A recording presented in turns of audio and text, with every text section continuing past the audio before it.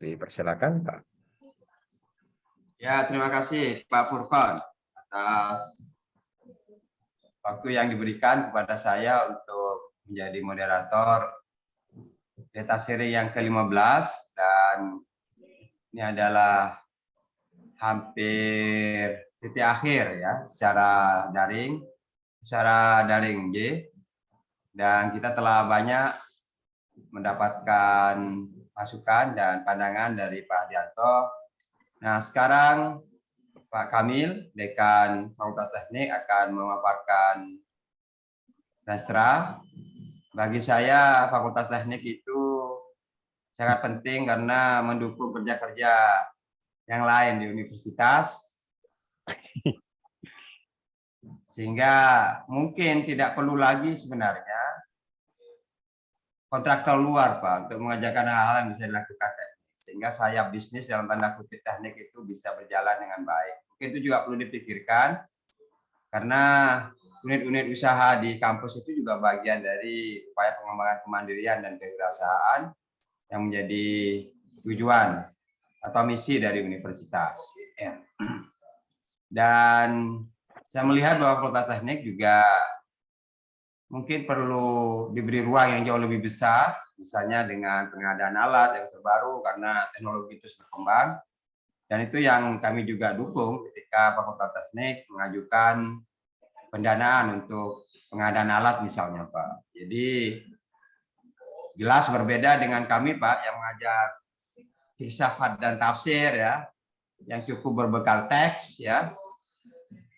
Jadi kami bisa menyadari bahwa tanpa lampu, tanpa jejaring kami juga tidak bisa bekerja sebenarnya, Pak. Karena ada hal yang perlu bantuan kawan-kawan teknik menyelesaikan masalah-masalah di fakultas lain. Oleh karena itu mungkin lebih jauh kita akan mendengar Pak Kamil menjelaskan apa sebenarnya yang diinginkan oleh Fakultas Teknik 5 tahun ke depan nanti dengan berpijak pada Rastra 5 tahun yang kemarin.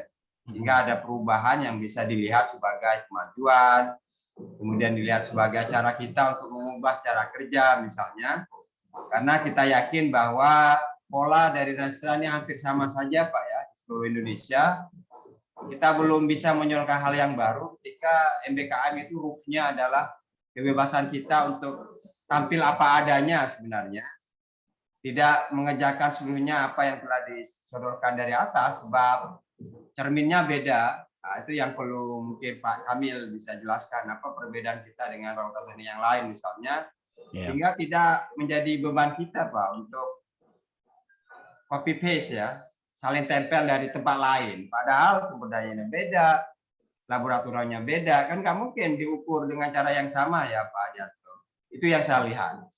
Sehingga ke depan Rastra itu betul-betul apa yang kita ingin lakukan, bukan apa yang kita ingin tuliskan dan dilaporkan sebagai dokumen. Ya, dipersilakan Pak Kamil. Baik Pak, terima kasih. Mohon izin semuanya, khususnya Prof. Hadianto, untuk mempresentasikan Rastra yang sebelumnya dulu. Terkait dengan itu nanti akan saya paparkan beberapa harapan untuk Rastra berikutnya atau 5 tahun ke depan. Mohon izin, saya share semua karena memang ada beberapa hal yang perlu saya tunjukkan. Selain Rastranya juga kita sudah membuat indikator Rastra. Jadi dari Rastra yang kita buat sudah kita susun juga indikatornya sehingga setiap indikator itu sudah bisa mewakili siapa penjawabnya, berapa dananya, dan kapan akan dilaksanakan. Nah, selain itu juga sudah kita bagi dari Rastra yang sudah kita susun itu menjadi sebuah RKAT yang memang RKAT-nya juga sudah kita susun tiap bulannya. Nah, seperti itu, Prof. Nah, saya izin share screen dulu. Bismillahirrahmanirrahim.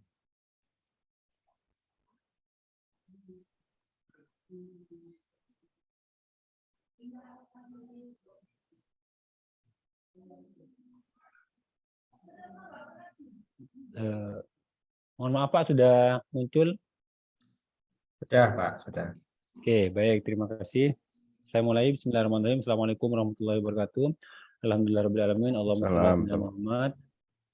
Rabbi sholli sadri wa yassir li amri wahlul 'uqdatam min lisani yafqahu qawli rabbi zidni ilma warzuqni fahma. Baik, dalam kesempatan ini saya akan menunjukkan lebih dulu terkait dengan Renstra tahun 2018 atau ketika pertama kali Unuja berdiri sampai tahun 2022. Nah, Renstra ini kita hasilkan dari mengkaji dari Renstra Unuja. Artinya kita mengambil peran menjadi bagian dari mimpinya Unuja pada 5 tahun awal berdiri. Nah, seperti itu.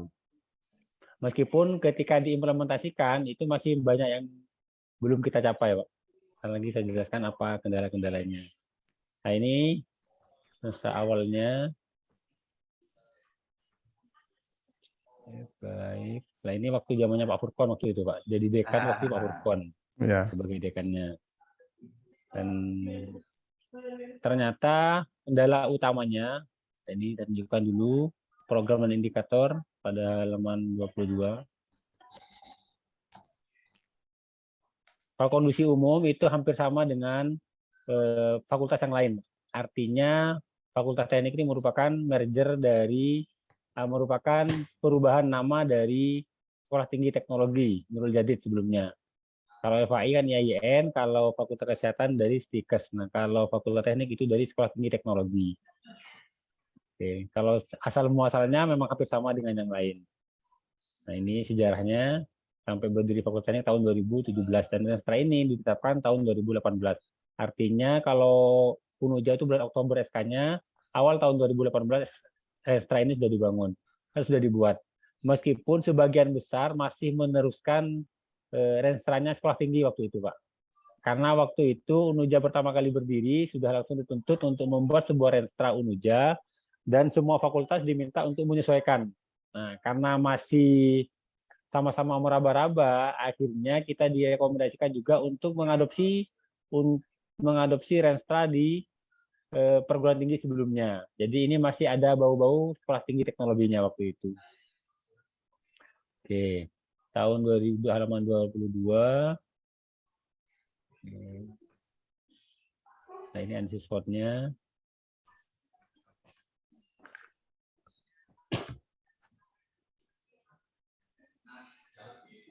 Langsung saya tunjukkan di Renstra-nya halaman 22 program kerjanya. Nah, terkait dengan visi ini kita sudah berubah berkali-kali juga, Pak. Karena termasuk yang sekarang juga ada perubahan juga, karena kita masih belum bisa menentukan indikator yang pasti. Ada yang memberikan pengetahuan bahwa visi yang kita buat terlalu luas, yang pertama. Yang kedua, belum match antara apa yang dijadikan sebagai program kerja dengan visi misi itu belum match. Nah, dan seperti itu. Dan juga akan berpengaruh besar ketika ada kebijakan baru bahwa setiap prodi itu tidak perlu membuat visi prodi, tapi mereka harus membuat visi keilmuan yang mendukung dari visi fakultas.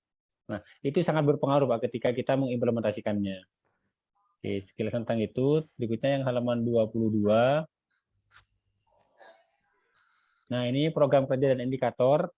Nah, ini merupakan hasil turunan dari Renstra yang dimiliki oleh Unuja. Nah, mungkin dari fakultas yang lain juga sama, dan di awal biasanya kita sudah ditentukan, meskipun belum tahu komposisinya, Pak. Ditentukan dalam artian, dalam artian bahwa indikator program ini sudah ditentukan oleh Unuja, sedangkan setiap fakultas atau setiap unit yang ada di bawah naungan Unuja, mereka mengambil peran. Nah, bukan mengambil peran istilahnya, tapi diberikan peran untuk berkontribusi pada capaiannya. Contohnya, yang pertama ini peningkatan akses mutu dan calon mahasiswa, peningkatan kualitas studi dengan jumlah program yang terakreditasi A. Nah, ini merupakan hal yang ditargetkan oleh Unuja. Nah, dan alhamdulillah sampai tahun 2022 ini untuk akreditasi A itu masih belum bisa kita penuhi. Nah, tapi untuk yang B itu sudah bisa kita penuhi, Pak. Yang belum kita bisa penuhi adalah untuk yang terakreditasi A. Nah, ini contohnya. Artinya program ini memang ditentukan oleh Unuja, sedangkan semua unit di bawah naungan Unuja itu diberikan target capaian per tahunnya berapa. Dan ini yang menjadi evaluasi kita ketika ada evaluasi tahunannya. Nah, untuk memudahkan dari program kerja ini di Fakultas Teknik itu Progress. mohon izin, di Fakultas Teknik juga sudah dibuat indikatornya. Nah, setiap indikator yang mana indikator tersebut kita turunkan dari Renstra, indikatornya sudah muncul, baseline juga sudah muncul, targetnya juga sudah muncul, bidangnya juga sudah ditentukan. Nah, baru berikutnya kita membuat program kerja. Nah, program kerja ini yang kita susun bersama, Pak, sebelumnya. Di program kerja ini kita akan mendukung bahwa indikator ini bisa kita lakukan dengan kegiatan apa atau program apa. Penjamnya siapa, dana yang dibutuhkan berapa, terus waktunya kapan, kegiatannya apa, yang merepresentasikan dari implementasi program kerja ini. Nah, ini yang kita evaluasi. Dari indikator-indikator ini akan kita buat dalam bentuk sebuah RKAT. Ini bentuk RKAT-nya. Dan RKAT ini sudah kita susun. Nah, ini RKAT secara keseluruhan. Berikutnya dari RKAT ini kita pecah lagi untuk per bulan. Kita pecah menjadi per bulan seperti ini. Nah, ini merupakan RKAT per bulannya yang nantinya setiap bulan ini kita laporkan. Ini kan memang di Unuja itu ada kegiatan bulanan untuk melaporkan hasil dari capaian dari RKAT yang dibuat. Yang mana RKAT ini merupakan pengewajantahan atau pengimplementasian dari indikator yang kita buat, dan indikator tersebut merupakan hasil representasi dari Renstra yang sudah ditetapkan oleh Unuja. Nah, seperti itu. Nah, ini contohnya. Nah, ini yang kita evaluasi setiap bulannya, Pak. Berikutnya, nah dari capaian-capaian ini biasanya di akhir tahun, nah ini karena kita juga berubah-ubah, Pak, di Unuja. Awalnya kita menganut menganut tahun ajaran, yang mana evaluasinya itu per akhir semester genap. Nah, setelah itu berubah lagi menjadi tahun takwim. Nah, rencana sekarang berubah lagi menjadi evaluasi di akhir tahun akademik. Nah, hal itu juga berpengaruh terkait dengan capaiannya. Nah, berikutnya kendala lainnya, ini capaiannya ini mayoritas sudah kita penuhi, tapi ada beberapa kendala yang mungkin menjadi evaluasi buat kita bersama, yaitu diantaranya ketika kita menyusun program serta mendistribusikan ke unit, itu kita belum tahu apakah unit tersebut kompeten atau relevan dengan program ini. Nah, itu yang belum kita kaji sebelumnya. Dan itu mungkin akan menjadi evaluasi untuk RKAT atau Renstra di 2023 sampai 2027. Nah, contohnya ada beberapa program yang memang dibuat oleh Unjat, dan memang sebetulnya itu tidak mungkin kita bisa penuhi, tapi sudah terdistribusi ke semua unit. Sehingga bisa jadi semua unit tidak akan bisa memenuhi, Pak. Hasil akhirnya itu ketika kita dievaluasi, kita tidak akan pernah mencapai 100% terpenuhi, tidak. Karena memang ada beberapa program yang memang diberikan kepada unit, baik itu unit kerja maupun fakultas, yang memang sebenarnya tidak bisa kita implementasikan. Nah, itu kayaknya perlu dikaji lagi untuk yang Renstra di tahun 2023 dan seterusnya. Itu yang kendalanya. Jadi secara tidak langsung menurut saya ini Renstra memang sudah bagus, dan memang secara aturan memang sudah hasil turunan dari Renstra besaran, yaitu Renstra Unuja, distribusikan kepada Renstra yang ada di unit. Dan di unit sendiri akan membuat sebuah indikator ketercapaian dari program dan akan disusun dalam bentuk sebuah RKAT. Dan RKAT ini yang menjadi acuan kita dalam melaksanakan kegiatan hariannya. Nah, mungkin itu saja yang bisa saya sampaikan terkait dengan usulan di tahun 2023 lah ini. Kendala utamanya di Fakultas Teknik, karena memang bidangnya adalah bidang teknologi yang memang perkembangannya memang sangat cepat. Kendala utama adalah seperti yang disampaikan oleh Pak Syahida, yaitu terkait dengan pemenuhan sarana. Ketika sarana itu sudah didukung, ada kendala lagi, yaitu upgrading kemampuan dosen. Padahal sebagian dosen sudah memang masih muda, tapi karena mayoritas banyak yang di struktural dan sebagainya, itu untuk di-upgrade lagi, itu masih membutuhkan effort yang luar biasa, pendekatan yang luar biasa. Sehingga ketika kita mau menyesuaikan atau beradaptasi dengan perkembangan teknologi, kalau terkait dengan sarana, yang penting ada dana, bisa kita penuhi. Tapi yang menjadi kendala sekarang adalah dananya ada, tapi dukungan dari SDM-nya untuk mengupgrade kemampuannya itu masih ada kendala sampai saat ini. Sehingga kemampuan atau kompetensi yang di bidang teknologi itu masih belum merata. Seperti itu. Jadi harapannya ke depan adalah dukungan untuk Renstra yang ada di Fakultas Teknik, selain sarana adalah dukungan untuk upgrading kemampuan dari SDM-nya. Sehingga aktivitas tridharmanya itu lebih cepat. Karena untuk tridharmanya sendiri di Fakultas Teknik itu mau tidak mau harus relevan dengan perkembangan teknologi sekarang. Karena memang ketika kita mau melakukan tridharma, pengajaran misalnya, sekarang sudah berkembang teknologi metaverse. Nah, itu mau tidak mau, kita juga harus memenuhi. Sarananya kita penuhi, SDM-nya kita penuhi. Berikutnya juga ketika berbenturan dengan pengabdian masyarakat atau penelitian yang berintegrasi dengan industri atau instansi, yang mana mereka sudah menginginkan menggunakan teknologi terbaru.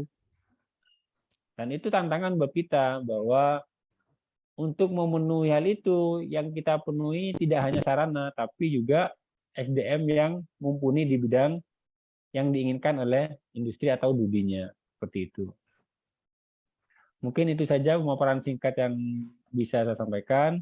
Dalam kesempatan ini mohon arahan, bimbingan, serta wejangan khusus untuk Fakultas Teknik ke depan. Terima kasih. Saya akhiri. Assalamualaikum warahmatullahi wabarakatuh. Salam warahmatullahi wabarakatuh. Ya, terima kasih Pak Kamil. Ya, ada penjelasan yang cukup terang benderang Pak di terakhir Pak Adianto. Ya. Jadi itu gambaran teknik yang secara keseluruhan bisa bermula dari situ saya pikir Pak. Dipersilakan Pak.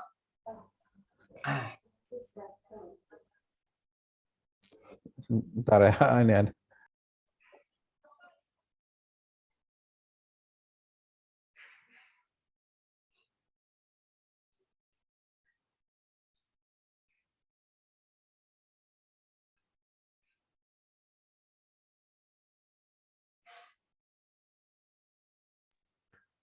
Sebentar ini, ada tamu sebentar, menunggu, minta waktu sekitar 5 menit, 10 menit. Ya, siap, Pak. silakan Pak.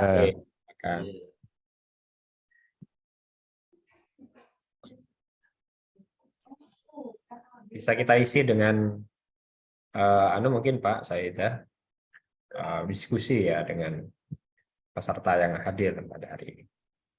Ya, maaf saya kurang begitu lama presentasinya karena di luar rame, Pak. Oh iya, enggak apa-apa. Enggak apa-apa, Pak Kamil. Ini ruang bersama sebenarnya dari setiap satuan kerja untuk memberikan pandangan yang jelas apa yang menjadi prioritas ya Pak. Dan itu terkait dengan hidup matinya fakultas saya pikir kalau yang disampaikan oleh Pak Kamil tadi itu. Yang kedua adalah emang itu sekarang, Pak. Ya. Yang kedua mungkin memang rakor yang akan datang Pak Furkon itu betul disodorkan kepada pimpinan prioritas apa dari setiap fakultas yang harus segera dipenuhi dalam jangka pendek menengah. Nah, itu yang mungkin perlu pimpinan juga dengar sehingga tidak ada lagi hambatan yang sebenarnya itu tidak terkait dengan ketidakmampuan universitas ya menyediakan sarana dan prasarana menurut saya. Tapi mungkin komunikasi yang dibangun perlu dicari ya strateginya gimana agar pesan itu sampai, kemudian alurnya jelas, eksekusinya segera bisa dilakukan. Ya Pak Kamil ya. Iya. Betul Pak. Dan kemarin saya sudah mengusulkan ke Warak 2 dan Warak 1 terkait dengan perubahan RKT besar-besaran. Karena semakin saya itu semakin sering keluar, ternyata semakin Fakultas Teknik tenggelam kayaknya Pak. Percepatannya sangat luar biasa di luar. Makanya saya usulkan kemarin ke Warak 2 bahwa sisa dana itu akan kita gunakan untuk upgrading kemampuan dosen. Dan itu ternyata yang dilakukan di luar sekarang. Dan mereka rela mendelegasikan mereka sampai ke luar negeri untuk kursus ini, dan sampai mereka mayoritas di teman-teman saya itu kan memang didelegasikan untuk kuliah lagi. Kuliah lagi itu bukan dana pribadi, bukan. Dan memang mereka diploting setiap tahun harus mengkuliahkan untuk ilmu komputernya. Sehingga mahasiswa yang kuliah itu ya bukan tidak harus memikirkan mencari uang lagi, apa nggak ada. Memang diploting memang, karena bahasanya ilmu komputer masuknya saja sudah sulit gitu. Keluarannya sudah sulit, apalagi standarnya yang digunakan standarnya yang memang fluktuatif tiap tahunnya itu pasti berbeda dan berubah, menyesuaikan dengan standar internasional, dan itu yang membuat ketat. Ya, ya barangkali juga tantangan FT ya selain tadi yang disampaikan Pak Kamil, upgrading SDM itu ya tentu juga perlu jadi prioritas saya kira untuk tahun Iya, betul berikutnya. ya. Harus jadi prioritas, dan tantangannya juga adalah bagaimana menumbuhkan iklim akademik dalam hal itu saya. Ya, Ya betul. misalkan dengan ada mungkin rapat rutin bulanan dosen, kemudian pengawalan dari struktural begitulah. Jadi dalam artian bahwa diskusi kelompok memang sudah berjalan, tapi karena memang nggak tahu apa nggak minimal upgrading atau sharing punya pengetahuannya ini, itu hanya ketika di kampus saja ya. Ya harapannya ketika di rumah atau apa atau sering ya kampus betul. itu Makanya juga kan harus seperti itu. programnya kan bisa saja kita maksimalkan luring daring begitulah. Tapi minimal ada kebijakan yang itu akan menumbuhkan iklim akademik begitu, misalkan Iya, betul. sesuai dengan prodinya masing-masing misalkan, atau minimal ada silaturahim dosen tiap bulan, sharing apa, ada yang punya ilmu ini sharing apa. Mungkin kenapa saya usulkan Dan juga ke yang Warkatu bisa itu adalah ya dosen-dosen yang mungkin ya tidak di struktural begitu yang bisa kita ya, maksimalkan. betul. Tapi kalau di struktural ya Nggak bisa. tidak Sulit maksimal sudah gitu ya. Ya kalaupun bisa cuman tidak maksimal begitu. ya. Nah, Makanya makanya saya mungkin usulkan juga ke Warak 1 sama Warak 2, ketika menyusun perencanaan, usahakan unit juga dilibatkan agar tahu kebutuhannya unit itu apa. Itu yang pertama. Nah, selama ini kan kita nggak tahu, ketika saya tanya kepada bagian perencanaan, apa perencanaannya terbaik, misalnya pelayanan untuk fakultas teknik, pelayanan untuk mahasiswa fakultas teknik, kira-kira apa? Dan mereka nggak tahu apa yang harus ditemui, nggak tahu. itu nanti dia Pak Kamil di beberapa rencana, misalkan seperti BOK itu dia punya rencana pengembangan SDM. Nah, di rencana pengembangan SDM itu memang salah satu dari standar SPMI-nya. Sebetulnya kalau kita pahami SPMI dengan benar, Ya, kemudian betul sekali. dijalankan, Makanya saya sangat dukung sekali dengan adanya kegiatan L2M itu, ya audit, SPMI sebagainya, itu sebenarnya membuka informasi sebenarnya. Bahwa iya. seharusnya yang dilakukan oleh Unuja itu ini seharusnya. Jadi saya go dulu kemarin ke bagian perencanaan. Saya tanyakan sekarang, perencanaan untuk fakultas teknik itu apa sekarang? Oh ya, lah nggak ada. Dalam artian tahu. begini, unit yang memang membuat misalkan BAOK dalam hal ini tenaga ketenagaan begitu, kepegawaian. BAOK nanti punya kabit kepegawaian, punya rencana pengembangan SDM. Nah, rencana pengembangan SDM itu bolehlah disusun, tapi juga nanti perlu sinkronkan atau integrasikan dengan kebutuhan dari masing-masing fakultas. Ya, betul. Ya. Itu maksudnya ya. Enak. Jadi restorannya itu ketika di uji publik begitulah istilahnya. Jadi dia juga mengakomodir gitu. Nah, saya kira itu tantangan teknik ke depan saya kira. Dengan mungkin tadi Pak Kamil menyebutkan ini dan ini ya iklim itu mungkin ditumbuhkan. Sudah saya usulkan ke Warak 1 sama Warak 2 Ya. untuk itu. Dan sekarang Warak 2 sudah menyetujui, asalkan Warak 1 menyetujui. Dan Warak 1 juga akan membahas di tingkat pimpinan. Tapi sampai sekarang saya belum dapat kabar hasilnya seperti apa. Ya, tidak Karena hanya di luar tuh sangat cepat sekali ya. Ya. Saya usulkan juga kemarin itu, kalau bisa tiap tahun fakultas teknik, khusus fakultas teknik itu ada bisa memasukkan RKT untuk membiayai kuliahnya teman-teman S3 agar pengalaman saya nggak terjadi lagi. Ya, masukkan di restorannya FT begitu. Udah itu. Pengembangan Maka nggak boleh masuk sebelumnya kan ya biaya kuliah satu ya, pengembangan SDM-nya masukkan, misalkan target kayaknya saya usulkan itu sekarang.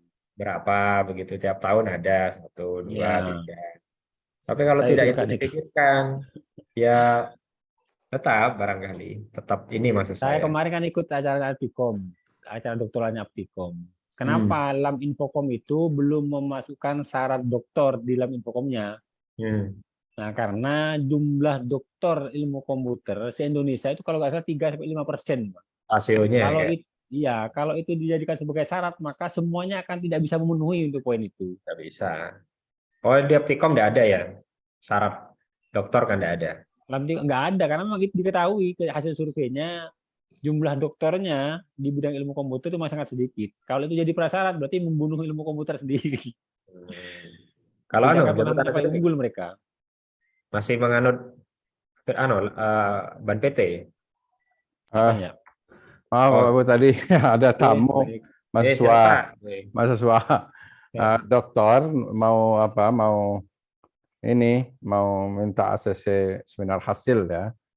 Jadi paksa dicek sepintas dengan cepat ya. Ya, mungkin ya keberuntungan dia juga karena datang di tengah kesibukan, jadi cek sebentar ya langsung ACC aja. Salah satu strategi itu, Mungkin Pak. ya keberuntungan buat dia begitu ya. Ya, Bisa dicontoh Pak Menarik. Kamil ketika proses ini bimbingan ke profesor. iya. Saya lupa kemarin itu apa janji sesuruh datang hari ini lupa saya. Rupanya memang sudah janji dan saya. Jadi janji bimbingan tapi saya ini lupa saya ini jadwal karena udah lama janjinya 2 minggu Oke, siap. lalu apa ini. Jadi akhirnya tadi cuma cek sekilas ya mungkin ya. Wah, Ini menarik. adalah seminar aja. Mudah-mudahan Oke. bisa terulang buat saya. Pak.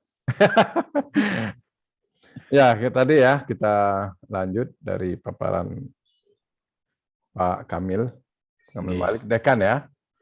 Dekan Kebetulan di sekarang DK, Pak. ya wakil dekannya ada di sini. Enggak, Nggak ada, Pak. Ada, Nggak Pak. ada. akan wakil dekan 1, 2 dan 3 karena Renstra ini timnya ya dekanat ya, dekan, wakil dekan. Oke.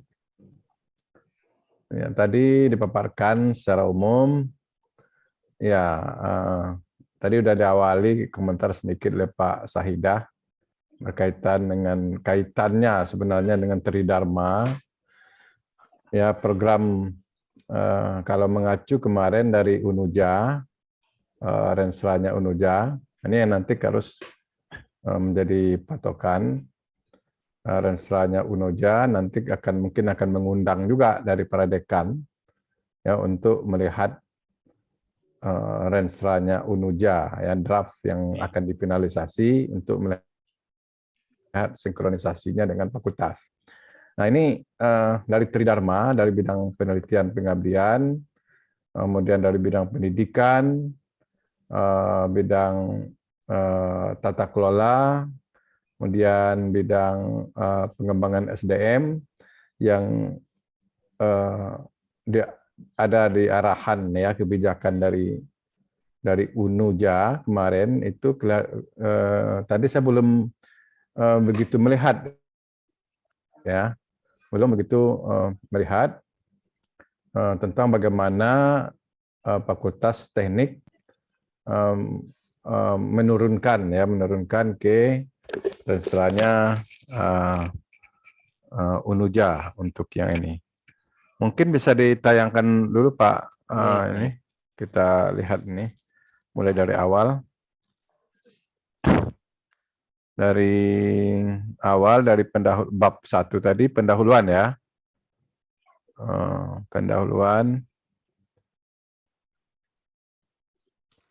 Ini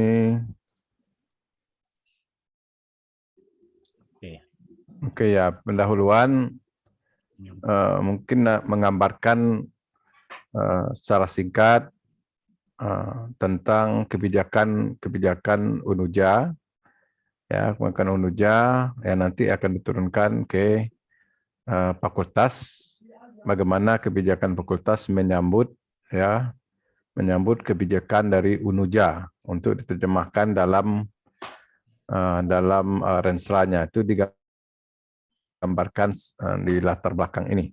Kemudian ya kemarin yang ada juga yang fakultas kemarin itu juga cukup bagus sebenarnya capaian yang lalu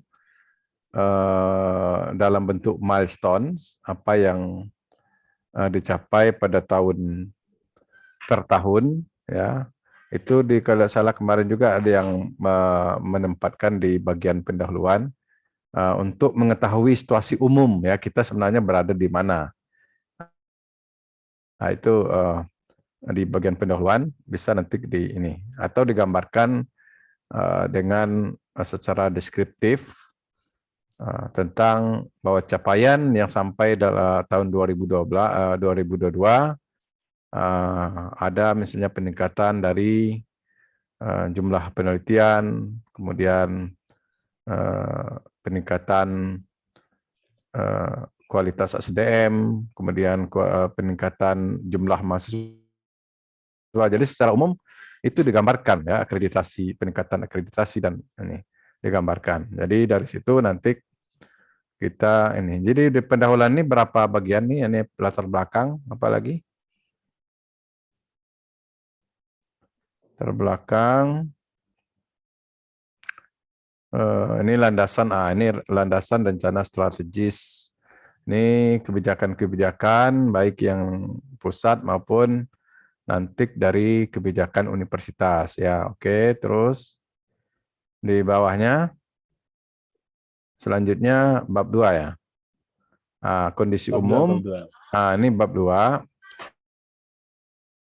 Nah, ini kondisi umum ini beda dengan analisis situasi ya. Atau di sini.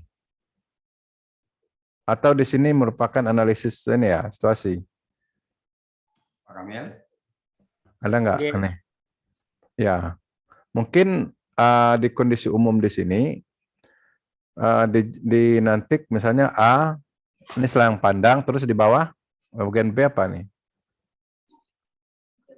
Analisa kondisi. Oke. Ini gambar transformasi Fakultas Teknik. Coba lihat gambar ini, gambar 2.1 ini. Ini sampai 2017, berarti sudah ini ya, Nurul Jadid. Oh ini berarti sejarah yang kemarin ya. Ini sejarah yang kemarin, sebelumnya. historinya, Pak. Historinya. Asal Fakultas Teknik. Fakultas Teknik. Ya, mungkin ini menjadi acuan asal muasal dan arahnya kemana ya. Mungkin seperti milestone atau peta sebenarnya arahnya FST ini menuju keunggulan di bidang teknik itu ciri khasnya itu seperti apa? Mungkin bisa dilihat dari sejarahnya, dasar-dasar pendirian FST ya sesuai dengan kebutuhan ya, kebutuhan yang ada di Probolinggo, kebutuhan secara lokal maupun regional ya, regional dan nasional itu. Oke, terus di bawahnya Bisa nanya, Prof. Iya, silakan. Terkait dengan kalau kita Fakultas Teknik itu menentukan mimpi kita sendiri tanpa mensinkronkan dengan mimpinya UNUJA, khawatirnya ke depan kita tidak bisa mengukur capaian yang diinginkan oleh UNUJA. Ya. Jadi ke depannya mungkin diusulkan ada juga bagian dari KSR.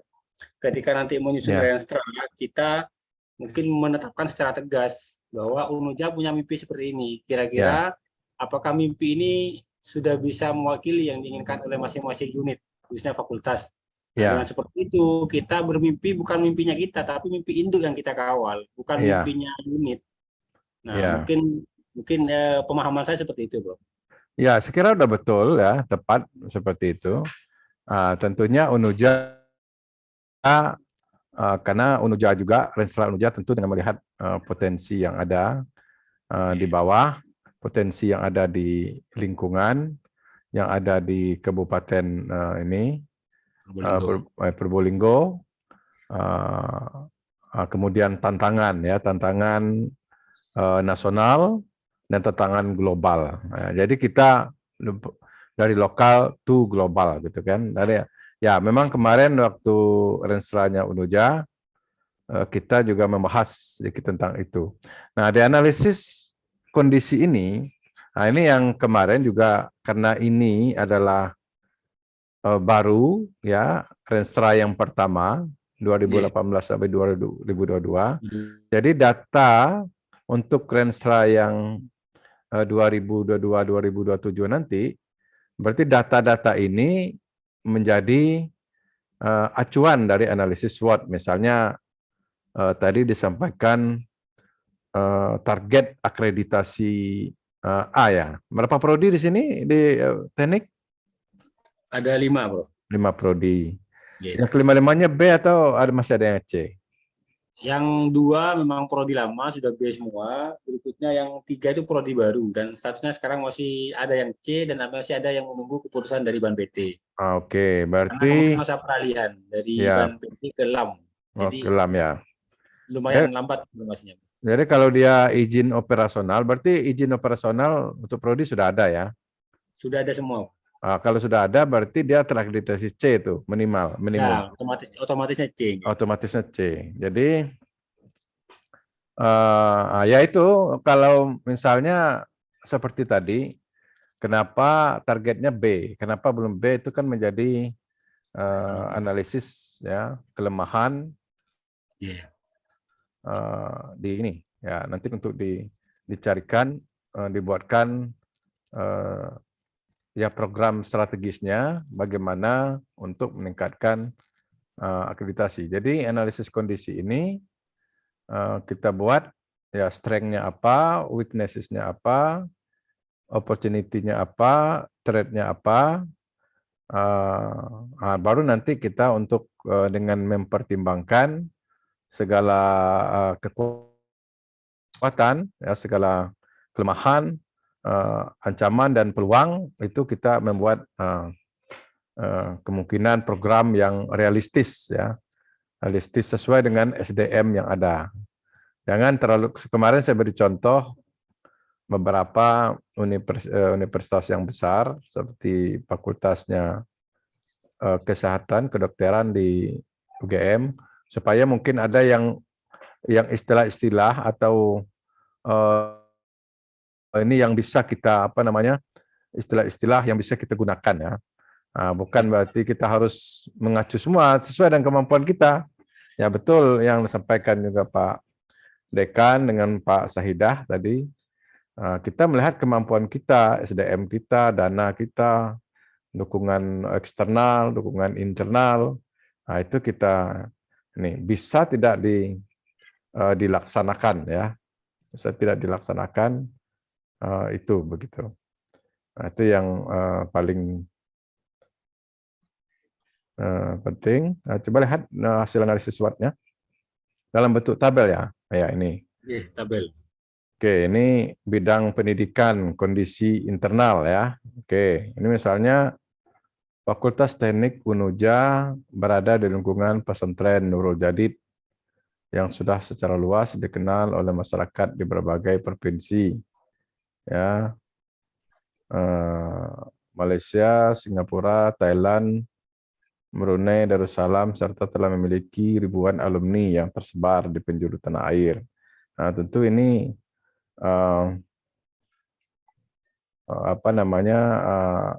misalnya Fakultas Teknik tentu sudah ikut ya dalam konferensi, apakah itu di Malaysia, ada kerjasamanya dengan Malaysia, Singapura dan begitu ya. Ya, atau juga telah memiliki ya ribuan alumni ya, banyak ya ini tekniknya.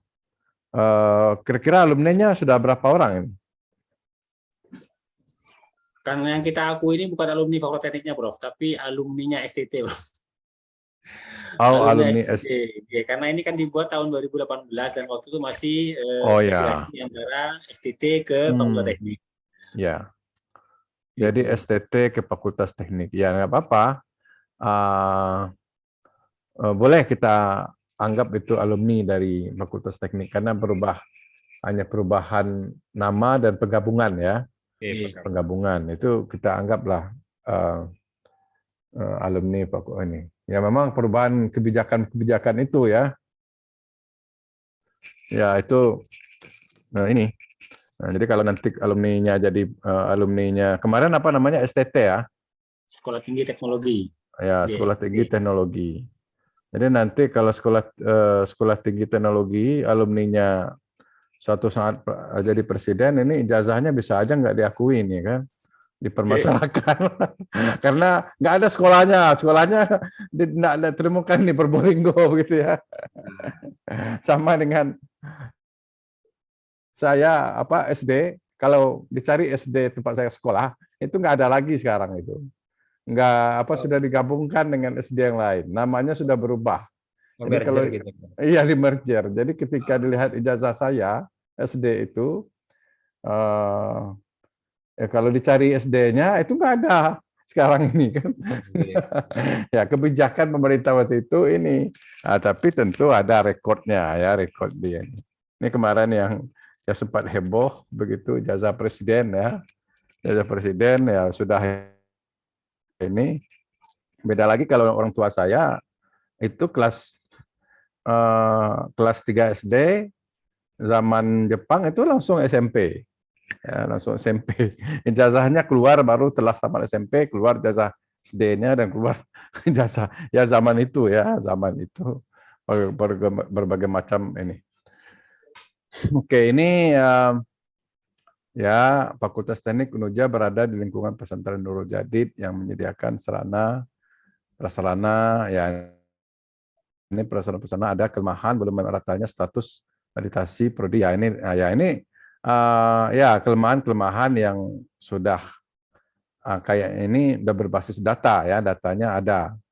Jadi nanti untuk renstra berikutnya tim Padekan dan timnya itu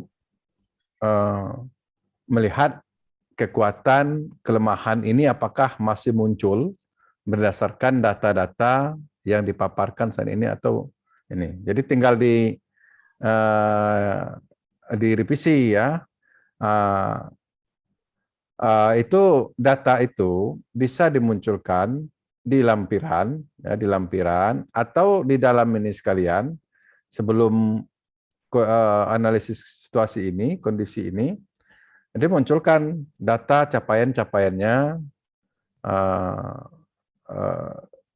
ini per bidang. Nah, baru ke sini bisa juga, atau setelah ini ada juga, ini tergantung formatnya nanti. Atau ada juga yang memunculkan di lampiran. Di sini disebutkan ini, tapi di lampirannya tuh ini dengan data-datanya. Nah, kemarin ada beberapa model ya, ada beberapa model renstranya tipis, tapi lampirannya banyak ya. Itu ada juga model seperti itu. Nah, data-datanya dilampirkan. Ada yang renstranya tebal, data-data itu masuk semua ke situ. Ya, kemudian baru lampirannya tipis begitu, sedikit. Nah, ini tergantung formatnya nanti. Tapi secara substansi apa yang dimasukkan dari beberapa fakultas dan lembaga kemarin sudah merupakan substansi dari ini ya, dari Renstra. Oke, terus lanjut ke bawah. Bahwa ini kondisi eksternal, coba lihat ini sebentar. Eksternal itu untuk yang opportunity sama tendangannya, Prof. Ya, ini kondisi eksternal. Oke. Kelebihan kita kan ini peluangnya. Kita Ya. punya banyak juga di bawah naungan, yaitu SMA, MA, dan SMK. Jadi Ya. mahasiswanya tidak usah cari kemana-mana, Prof. Jadi langsung ya, langsung dari dapat dari jumlah ini, jumlah santrinya berapa nih semua? Sementara sekarang 10.000 lebih, Prof. 10.000? Iya, 10.000 lebih. Oh ya, banyak ya. 11.000, ya. Ya, dari ini ya, dari tingkat SD ya. Tingkat mulai dari TPA, Prof. TPA ya. MI juga ada, MI, TPA juga sudah ada sekarang. Oh, Tapi TPA TPA sudah. kan tidak nyentri, Prof. Sorenya Ya. pulang mereka ke orang tuanya. Oh ya. Iya betul, mungkin masih ini ya. Iyalah. 3 bulan, 4 bulan itu, Prof. 10.000-an. Jadi ya. Itu kawasan ini berapa luas? Kemarin berapa hektar itu ya? 5 hektar ya? sekitar itu. Tapi kayaknya nambah lagi kemarin, Prof. Untuk yang perguruan tinggi kan sekarang dipisah. Yang Iya, iya. sebelumnya berada di lingkungan pesantren sekarang dipisah. Artinya apa? Ada sekat jalan raya. Iya, iya. Oke. Ya, jadi memang betul ya. Ini nanti juga bisa menjadi peluang untuk riset, misalnya riset tentang pengajaran teknik untuk tingkat ilmu apa ya, tingkat untuk SD, tingkat SMP dan terusnya ya, MA juga bisa jadi nanti riset ya, semua fakultas itu bisa berbasis yang mengembangkan potensi yang ada di dalam, termasuklah santri-santri itu riset dalam mengembangkan apa, mungkin misalnya di SMK, SK-nya kelas 1-nya mengembangkan ini, nanti kelas 2 melanjutkan, kelas 3 jadi berkelanjutan seperti itu bisa berbasis riset dan sekaligus untuk pengajaran kemarin ada yang nyebut student center learning. Ini pengajaran berbasis student center learning dengan strategi kolaborasi dalam ini. Nah, itu yang disebut dengan kurikulum ya, Merdeka Belajar itu sesuai dengan kebutuhan. Kemarin di tempat kami di sekolah ini ada di sekolah juga ini agama juga, Al-Falah kalau tidak salah kemarin itu sekitar 2 tahun yang lalu anak SMA itu kelas 2 bisa menggunakan apa itu meneliti kandungan itu buah mangkudu ya. Sekitar 2 tahun yang lalu, bagaimana mendeteksi. Mereka buat sendiri alat itu dengan beli alat-alat apa tuh untuk pendukungnya, nanti mereka padukan. Nah, itu menjadi seperti itu sebenarnya yang penting, itu bisa berbasis riset nanti ya di teknik. Nah, intinya bisa untuk riset, bisa untuk pengajaran dan juga bisa untuk pengabdian. Ya, ini ya peluang cukup bagus ya untuk peluang ke depan. Jadi ini dilihat karena ini Renstra yang sebelumnya, nanti kalau sekiranya peluang, tantangan, kemudian juga kekuatannya, kelemahannya, ada yang nambah ya ditambah, ada yang sudah mampu diantisipasi atau sudah tercapai atau peluang yang sudah diambil ya dihilangkan. Jadi yang masih relevan masih bisa digunakan untuk Renstra. Oke, baik, Prof.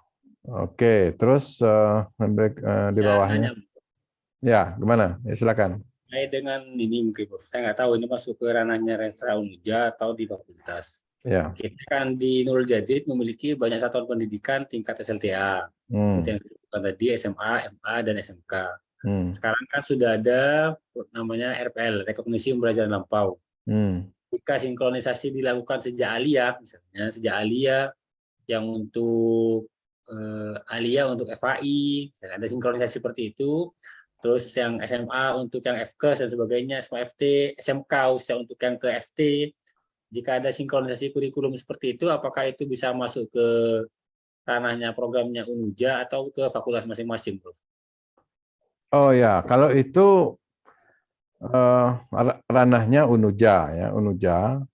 Nah, tapi nanti untuk sinkronisasi ke bidang ilmunya nanti itu diimplementasikan di fakultas. Kira-kira yang lintas disiplin itu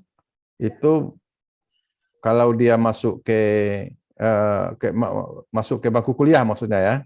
Iya, betul, Prof. Ya, masuk bangku kuliah, apakah ada mata kuliah yang sudah diakui? Ya bisa diakui, ya bisa ini. Jadi itu ini kan oleh fakultas. Tapi kebijakannya itu harus dibawa Unuja untuk ini. betul. Ya, jadi sama dengan sekarang MPKM. MPKM itu jadi kemarin misalnya dari tempat kami prodi bahasa Inggris itu kuliah di UPI. Tapi mata kuliahnya itu berbeda dengan yang ada di ini ya di Universitas Jambi. Akan tetapi secara substansinya itu sama. Maka namanya tetap kita tetap harus mata kuliah yang diambil di sana. Jadi bukan di Unja. Jadi transkripnya beda dengan yang tidak keluar, yang tidak mengambil MPKM itu ini. Nah, ini banyak salah apa namanya penerapan persepsi kemarin antar universitas mencoba memaksakan Konversi. iya, jadi memaksakan konversi sesuai dengan kurikulum prodi, sedangkan Ya. arahan kementerian tidak. Ya, tidak. Dia nama mata kuliah apa yang diambil dari tempat itu. Nah, tuh. Jadi ini konversi itu SKS ya, SKS yang di apa? Ini yang kemarin yang mengalami ini. Jadi ada yang mengambil mata kuliah yang persis sama, baru nanti dikonversi menjadi mata kuliah yang sama di tempat asal ya, universitas asal. Ya. Padahal Kemendikbud sebenarnya mengarah ini tidak seperti itu. Jadi misalnya kuliahnya di Fakultas Ekonomi, kan boleh dia kuliah ekonomi. Ya kan tidak bisa dikonversi sebenarnya. Tapi SKS-nya bisa dikonversi. SKS-nya dikonversi bahwa dianggap dia mengambil prodi misalnya bahasa Inggris, mengambil mata kuliah di prodi informatika ya, komputer mengambil berapa 20 SKS. Ya tetap mata kuliah yang diambil di situ, tapi di SKS-nya konversikan sesuai kebutuhan di fakultas itu di prodi. Nah, itu arahnya kemarin ya ini sesuai ini kan ini. Jadi bisa tergantung dari fakultas. Tapi ada Kalau kendala lagi, Bro. gimana? Ada kendala kalau seperti itu, Bro. Kendalanya masih di pelaporan di PDDikti. Itu kan masih belum sinkron seperti itu. Artinya mata kuliah yang seandainya mau memasukkan mata kuliah baru itu harus didaftarkan di awal. Iya, ya ini itu jadi ininya. Sekarang entah bagaimana ini solusinya itu kemarin karena menteri juga belum begitu paham kan Betul. sinkronisasi itu. Memang itu menjadi masalah yang ini awal 2020 masih 2021 kemarin. Karena saya nggak banyak terlibat di situ. Cuman pada kebingungan begitu kan untuk mengkonversi itu. Ya, betul. Kemarin Salah itu satu sudah dibahas. solusinya KKPI itu artinya, Bro. Salah satu solusinya. Kalau kita mau menerapkan itu, berarti kementerian juga harus merombak sistem PDDikti-nya.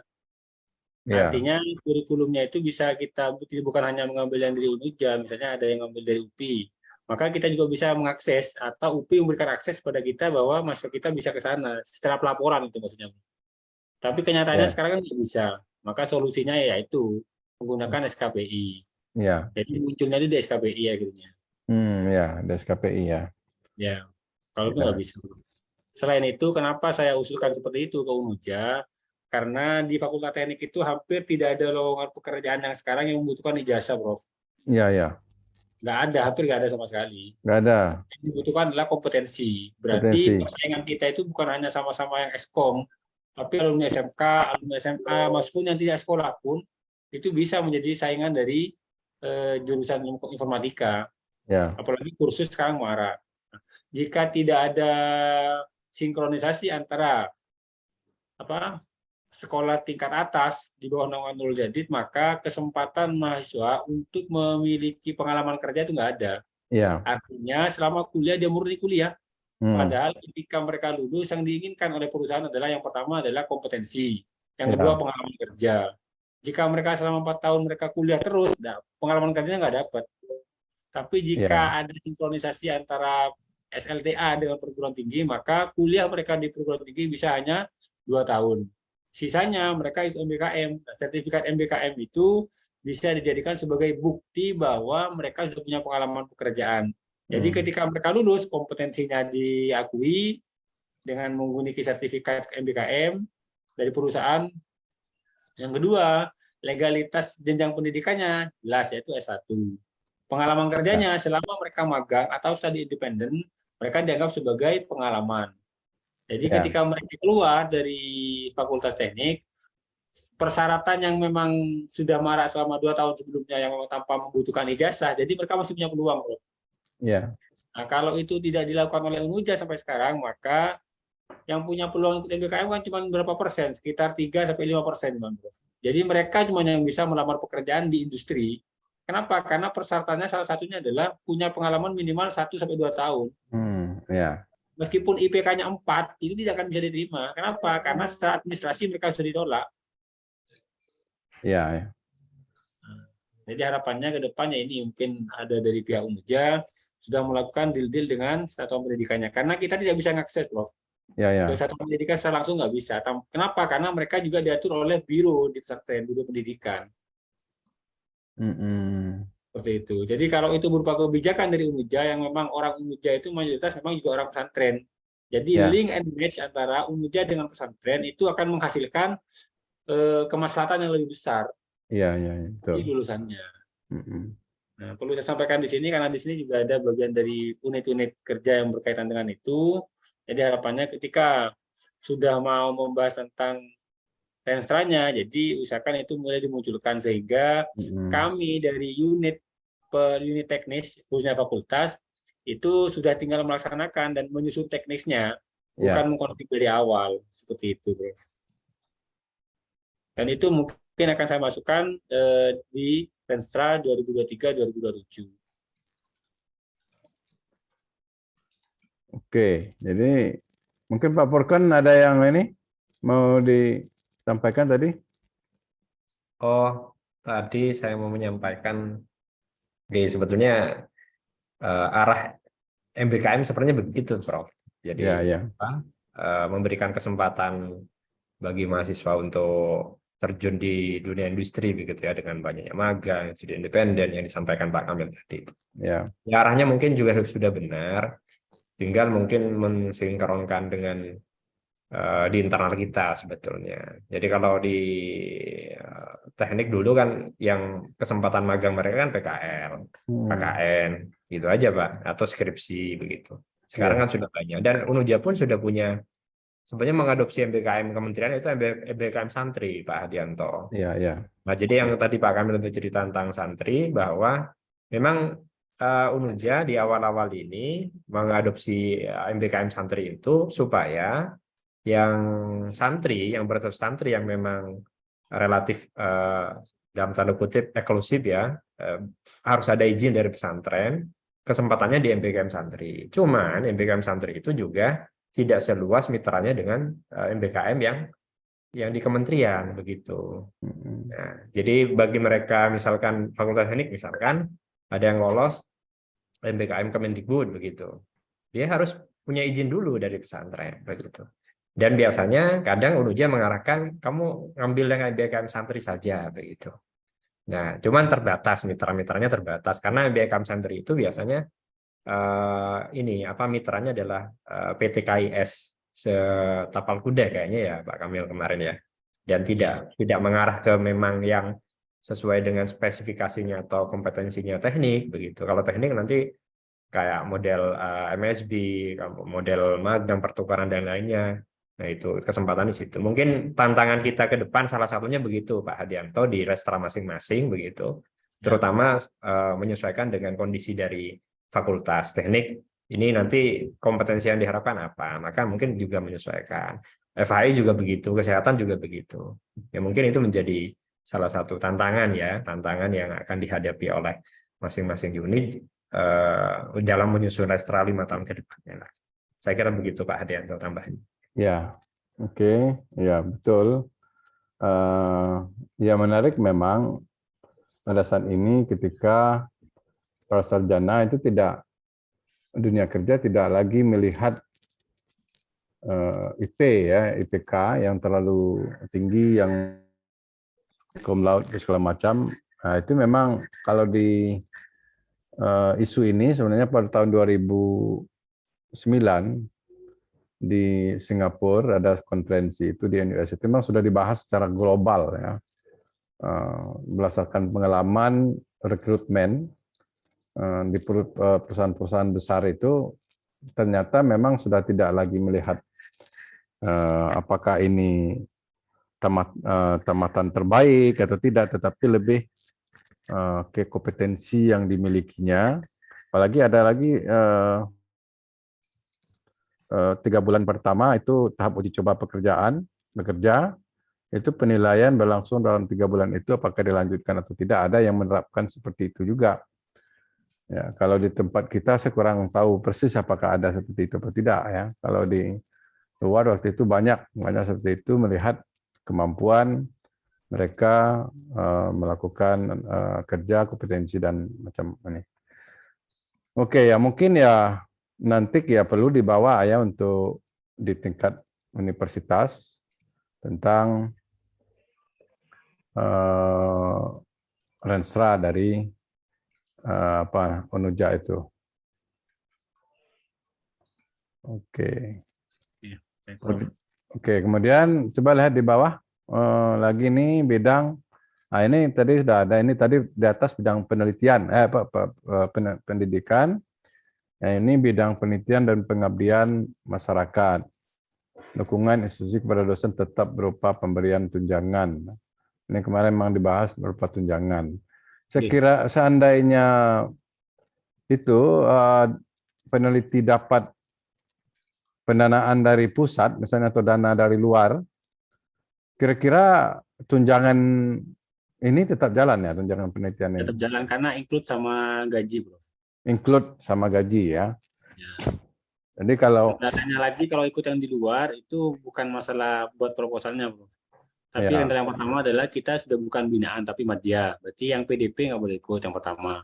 ya. Yang kedua, beberapa persyaratan itu mengharuskan yang mengajukan itu punya jabatan fungsional lektor dan sudah menerbitkan 2 buku Ya. atau sudah S3.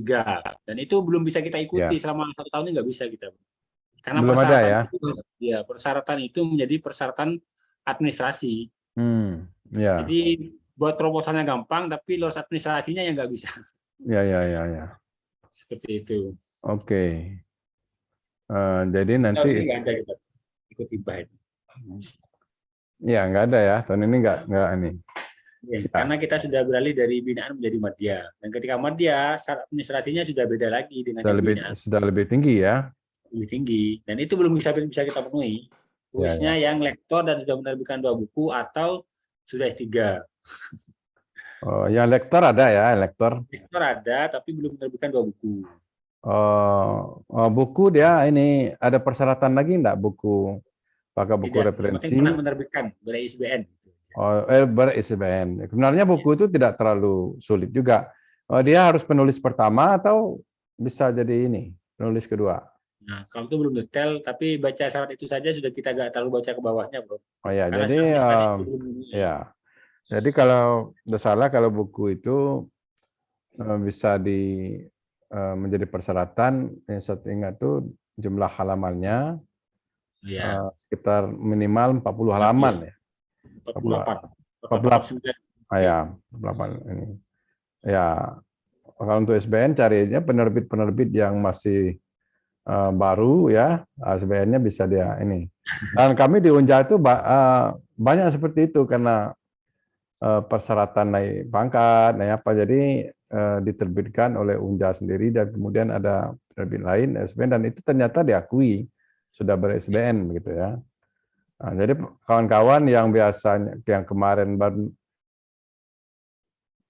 nulis buku ternyata bisa digunakan, akhirnya sudah bisa membuat buku 3 sampai 5 buku, tapi penerbitnya dari universitas sendiri. Kalau kita penerbitnya yang terkenal itu agak ininya lama. Apa namanya, ya misalnya dipublish, kemudian apalagi kemarin itu agak proses reviewnya itu agak lama juga. Mungkin itu bisa dimasukkan ke, kalau memungkinkan itu untuk masukkan Renstra, misalnya lektor, ya pencapaian lektor kepala, ini kemudian juga doktor, nah bisa masukkan dalam program rencana strategisnya. Walaupun tidak tercapai 2023, tapi targetnya mungkin untuk tahun 2024, itu tahun 2025 gitu. Termasuk penulisan buku yang diterbitkan oleh dosen, atau bahan ajar, atau buku referensi. Nah, di luar itu proceeding jurnal itu boleh diterbitkan kembali dalam bentuk buku. Nah, tetapi kalau di kita kemarin dianggap terkena plagiarism, ya. Ini ya. Jadi saya belum pahami juga ini secara aturannya, secara detail. Yang jelas kalau di luar hasil karya tulisnya dalam bentuk proceeding, dalam bentuk jurnal, itu mereka publikasikan dalam bentuk e-book. Nah, itu banyak sekarang beredar. Bahkan kita di email bahwa koleksi jurnal kita yang sudah diterbitkan ulang dalam bentuk buku. Saya belum berani, walaupun mungkin di parafrase semua sama, cuman ya sumbernya, datanya semuanya sama. Saya belum, tapi kalau di luar kayaknya udah banyak seperti itu. Saya belum baca aturannya begitu kan. Namanya buku monograf. Iya. Itu kira-kira dari Pak Malik itu gimana nih pandangannya ini? Kalau itu memang bisa dari jurnal atau konven, baru setelah itu dibukukan. Ya. Secara jurnal karena itu kan sudah lebih orientasi kepada hasil sama kontribusi. Ya. Tapi di buku itu biasanya lebih mengarah kepada teknisnya, proses pengambilan data, pengolahan data, pengkodingan apa sebagainya. Nah, itu biasa di monograf, di buku monografnya seperti itu, Bro. Monograf ya. Jadi yang di email ke saya itu untuk menjadi buku referensi. Jadi semua jurnal kita itu yang seperti itu dimasukkan dalam buku, diterbitkan ulang koleksi jurnal itu. Jadi buku itu seperti koleksi jurnal gitu kan, koleksi jurnal yang dipublikasikan ini. Ya, ini yang saya ini kan. Kalau monograf mungkin ya bisa saja kan, karena tidak sama dengan yang kita publikasikan di jurnal. Kontennya tidak sama. Oke, kemudian terus kita lihat lagi ke bawah. Ini kondisi eksternal, peluangnya, terbukanya dampak globalisasi. Mungkin ini banyak yang masih relevan ya. Dan tantangan dana hibah kompetitif. Nah, ini yang kita sebut tadi itu. Ya. Jadi masalah baru ini. Ya, jadi masih relevan ya untuk ini dana hibah. Ini nanti apa kira-kira yang ini akan dilakukan untuk menjawab tantangan ini seperti tadi itu, mempublikasikan ya, atau meningkatkan jumlah. Karena belum ada berarti memfasilitasi dosen untuk menerbitkan buku misalnya ya. Mana yang sudah lektor difasilitasi untuk menerbitkan buku, itu bisa menjadi supaya bisa masuk ke persyaratan untuk hibah kompetitif. Ya, hibah kompetitif. Nah, hibah kompetitif di universitas-universitas yang baru memulai itu kadang mudah menyerah ya, karena baru pertama ditolak sudah nggak mau kemarin dari institut ya, ITSNU ngajukan sekali, kemudian tahun berikutnya nggak ngajukan lagi karena seharusnya diperbaiki lagi karena proposalnya sudah ada perbaiki. Saya pun dulu juga yang ketiga baru terima hibah kompetitif ya dari Dekti dan juga dari LPDP. Itu sudah 3 tahun, tahun pertama ditolak, tahun kedua ditolak, tahun ketiga itu sudah revisi yang ketiga yang saya ajukan diterima. Dan begitu juga LPDP tahun pertama ditolak, tahun kedua saya revisi, tahun kedua diterima untuk ini. Ya memang begitu prosesnya, sama dengan kita menulis jurnal. Jurnal pertama ditolak 2 kali, 3 kali, mungkin ada 10 kali. Tapi yang kita harus pelajari dulu kenapa apa-apa standar di bagian latar belakangnya, standar di teorinya dan temuannya itu terus menerus. Nah, ini yang tugas fakultas nanti untuk melakukan memfasilitasi, kemudian melakukan penguatan untuk mereka-mereka yang berminat ya, atau menumbuhkan minat ini ya, supaya bisa masuk ke ini nanti kan, bisa masuk ke hibah kompetitif. Oke, di bawah terus bidang kemahasiswaan dan alumni. Ya. Nah, ini ya kekuatan ini tadi juga ada. Mahasiswa baru fakultas ini 350 orang 2017 ya. Kalau yang terakhir berapa? 2022 ini? 400 ya, lebih 500 lebih Prof, sekarang Prof. Oh, berarti ada Karena peningkatan. ada program KIP itu Prof. KIP. Ya. Oh, KIP ya. KIP itu. Itu sangat berpengaruh dari kepada jumlah mahasiswa. Berarti itu KIP itu yang dari luar pesantren ya? Yang belum pesantren. Pesantren. Ya. Kalau sebelumnya stabil antara 400 sampai 450. Tapi dengan adanya KIP itu kita bisa menambah karena memberikan peluang bagi warga sekitar yang punya KIP untuk kuliah. Seperti itu. Ya. Oh ya, jadi berarti ada peningkatan ya? Ada peningkatan, Pak. Ada peningkatan di ini ya. Jadi nanti ya itu bisa jadi istilahnya untuk baseline ya, nanti kalau peningkatan per tahun jadi bisa lebih tinggi lagi dengan menimbangkan kekuatan di bidang penerimaan mahasiswa ini. Oke. Terus ke bawah. Ini ada tantangannya, rendahnya minat ya. Kelemahan ya, rendahnya minat mahasiswa dalam mengikuti hibah-hibah pengabdian masyarakat. Kemudian karena mereka tidak aktif di organisasi, jadi pengetahuan tentang menulis, pengetahuan tentang informasi hibah buat mahasiswa, jadi mereka kurang. Dan biasanya kalau kita info di grup itu hanya di read, setelah itu diabaikan. Ya, gitu. Ya memang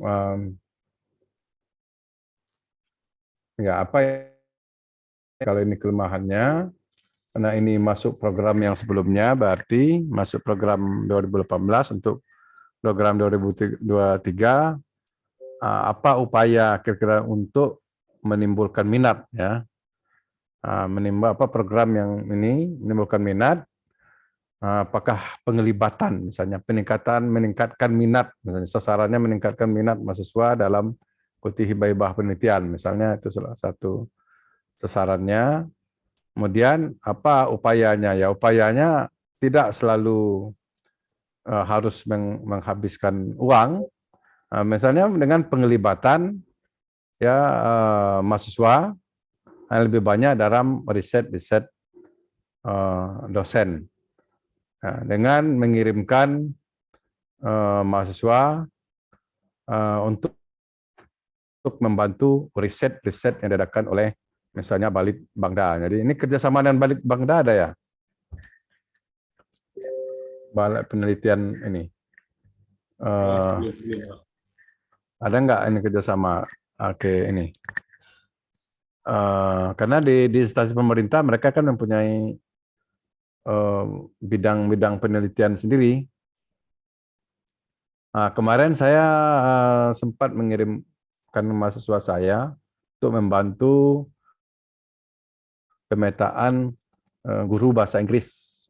Jadi karena mereka minta kerjasama dengan saya kirim mahasiswa S1 dan S2. S1-nya untuk di lapangan, langsung ke sekolah-sekolah. Yang S2-nya untuk mencari data, misalnya di ini ya, di dinas pendidikan, mulai dari guru honorer, ya, guru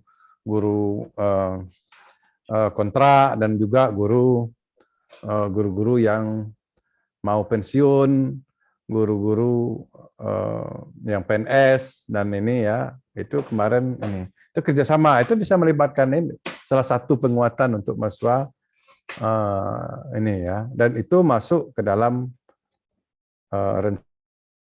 rencananya fakultas kemarin itu. Nah, ini untuk ke depan aja mungkin bisa diinikan Pak Dekan. Baik, Prof. Oke, tapi ada ya kerjasama dengan ini, dengan instansi pemerintah yang ini? Ada ya. Ada. Nah, itu yang kerjasama, nanti ya tinggal di follow up. Mengenai jenis UKM yang ada masih belum memenuhi untuk menampung semua minat seluruh mahasiswa. Ya, berkaitan dengan UKM ini berkaitan dengan teknik ya, atau gimana?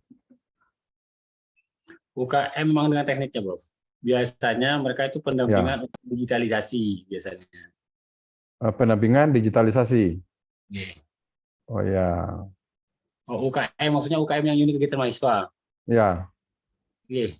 Oh ya. Unit kegiatan mahasiswa. Yeah. Ketersediaan asrama pondok mahasiswa masih terbatas. Forum komunikasi alumni belum difasilitasi secara optimal sehingga jejaring alumni belum terbentuk dengan baik ya.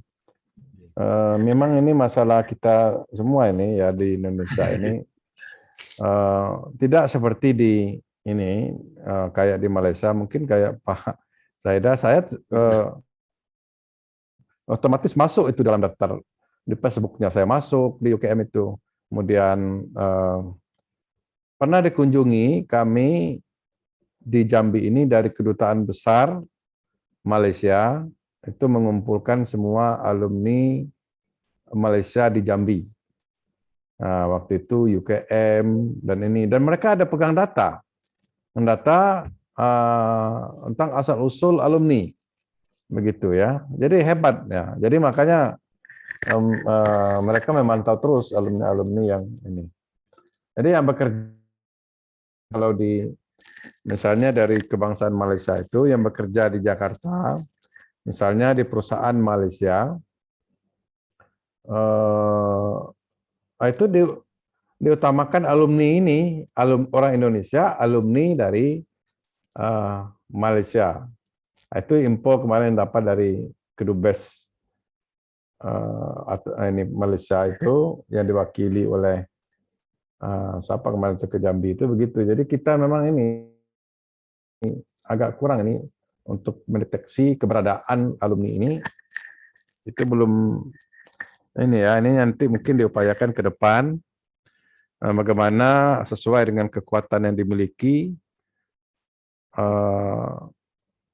kemampuan digital Fakultas Teknik ini ya, seperti yang diungkapkan di bagian kekuatan ini, bisa mendeteksi, bisa keberadaan semua alumni, bisa menyatukan mereka ya dalam sebuah forum baik online nanti supaya tidak lepas kontak dengan para alumni.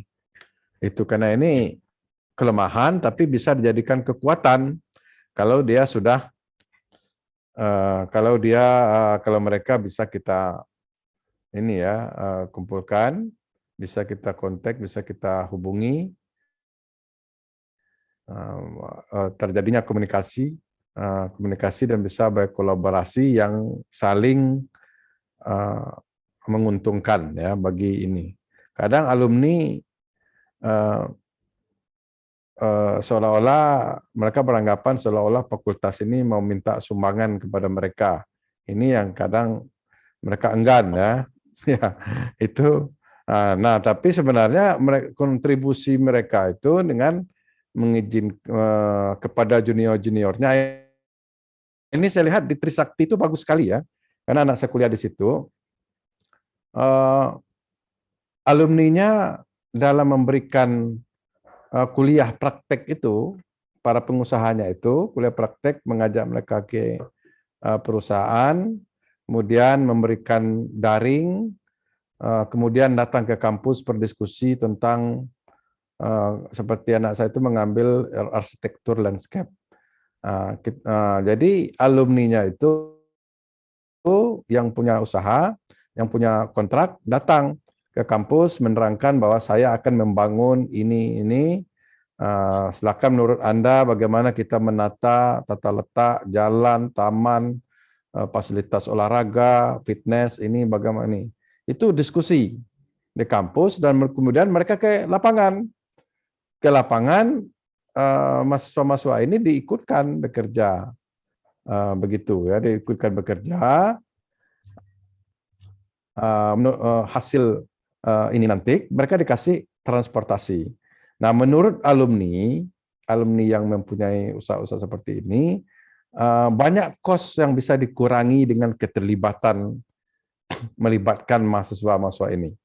Menguntungkan bagi mahasiswa, bagi kampus, dan menguntungkan bagi dia. Saya lihat ini kemarin ya, cukup ini ya. Jadi mungkin dengan strategi seperti itu, alumninya bisa jadi lebih kuat dan positive thinking gitu ya, bahwa tidak meminta sumbangan dalam bentuk uang, materi, ya, tetapi saling ya membantu untuk ini. Mahasiswa bisa terlibat, misalnya dalam mempromosikan, misalnya alumni, oke datang dia punya apa, punya aplikasi itu, punya marketplace itu, punya ini. Nah, mahasiswa bisa diarahkan apa yang bisa ini. Maka terlibatan dalam mempromosikan marketplace miliknya alumni atau toko atau usaha atau pelayanan dan jasa segala macam. Jadi alumni terhadap mahasiswa dan mahasiswa saling menguntungkan. Mungkin itu strategi yang ke depan kalau menurut saya, mungkin Pak Dekan. Mungkin Pak Dekan punya pemikiran yang ini yang bagus. Ya. Karena rencana awalnya memang bukan hanya untuk meminta bantuan, tapi rencananya kontribusi yang diberikan oleh Fakultas Teknik pada alumni itu yaitu upgrading kemampuan. Ya. Biasanya untuk jenjang karir yang lebih tinggi, baik itu yang mereka sudah berada di industri maupun di instansi sekolah, itu biasanya mereka membutuhkan sertifikat keahlian. Yang pertama, yang kedua membutuhkan portofolio untuk produk baru. Nah, itu kita melakukan pendampingan terhadap mereka terkait dengan keilmuan barunya. Karena meskipun di STT itu bukan sekolah pendidikan, tapi mayoritas sejak STT itu berdiri, alumninya banyak jadi guru, khususnya guru SMK. Dan itu kita akan coba fasilitasi, karena memang tuntutan kurikulum di SMK sekarang menggunakan teknologi terbaru, dan tidak mungkin mereka harus keluar. Kita sebagai induk dari pendidikan yang ada di Probolinggo, setiap buat alumninya, itu mengadakan kegiatan seperti itu, istilahnya upgrade knowledge terhadap alumni, agar grade mereka di sekolah masih diakui, dan yang paling penting adalah promosi kita. Jadi ketika mereka mendapatkan pelayanan, mereka juga akan memberikan pelayanan juga kepada kita, mengarahkan alumninya di sekolahnya ke kita, seperti itu guys. Ya. Itu yang kita lakukan sekarang. Ya, itu cukup ini ya, bisa dikembangkan, ini udah memulai seperti itu dan cukup bagus. Jadi di kami itu yang kemarin yang alumni pengusaha-pengusaha yang kita anggap sudah sukses itu ini kalau di bahasa Inggris kemarin ada yang menjadi kepala agen travel itu di Jakarta. Ada travelnya banyak, termasuk pariwisata.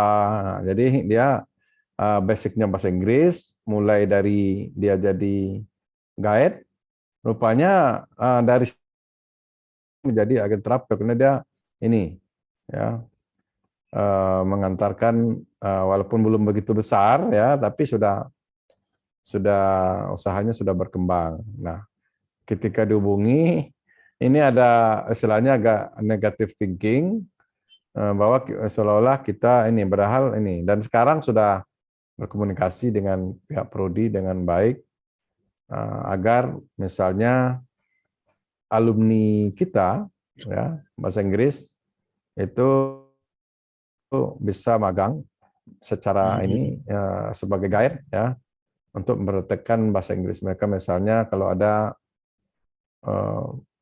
bus pariwisata yang bawa orang asing ke Kerinci, ke Jambi atau kemana, ke Bali, itu beberapa mahasiswa kita untuk ini. Nah ini kita bekerja sama dengan semua dosen.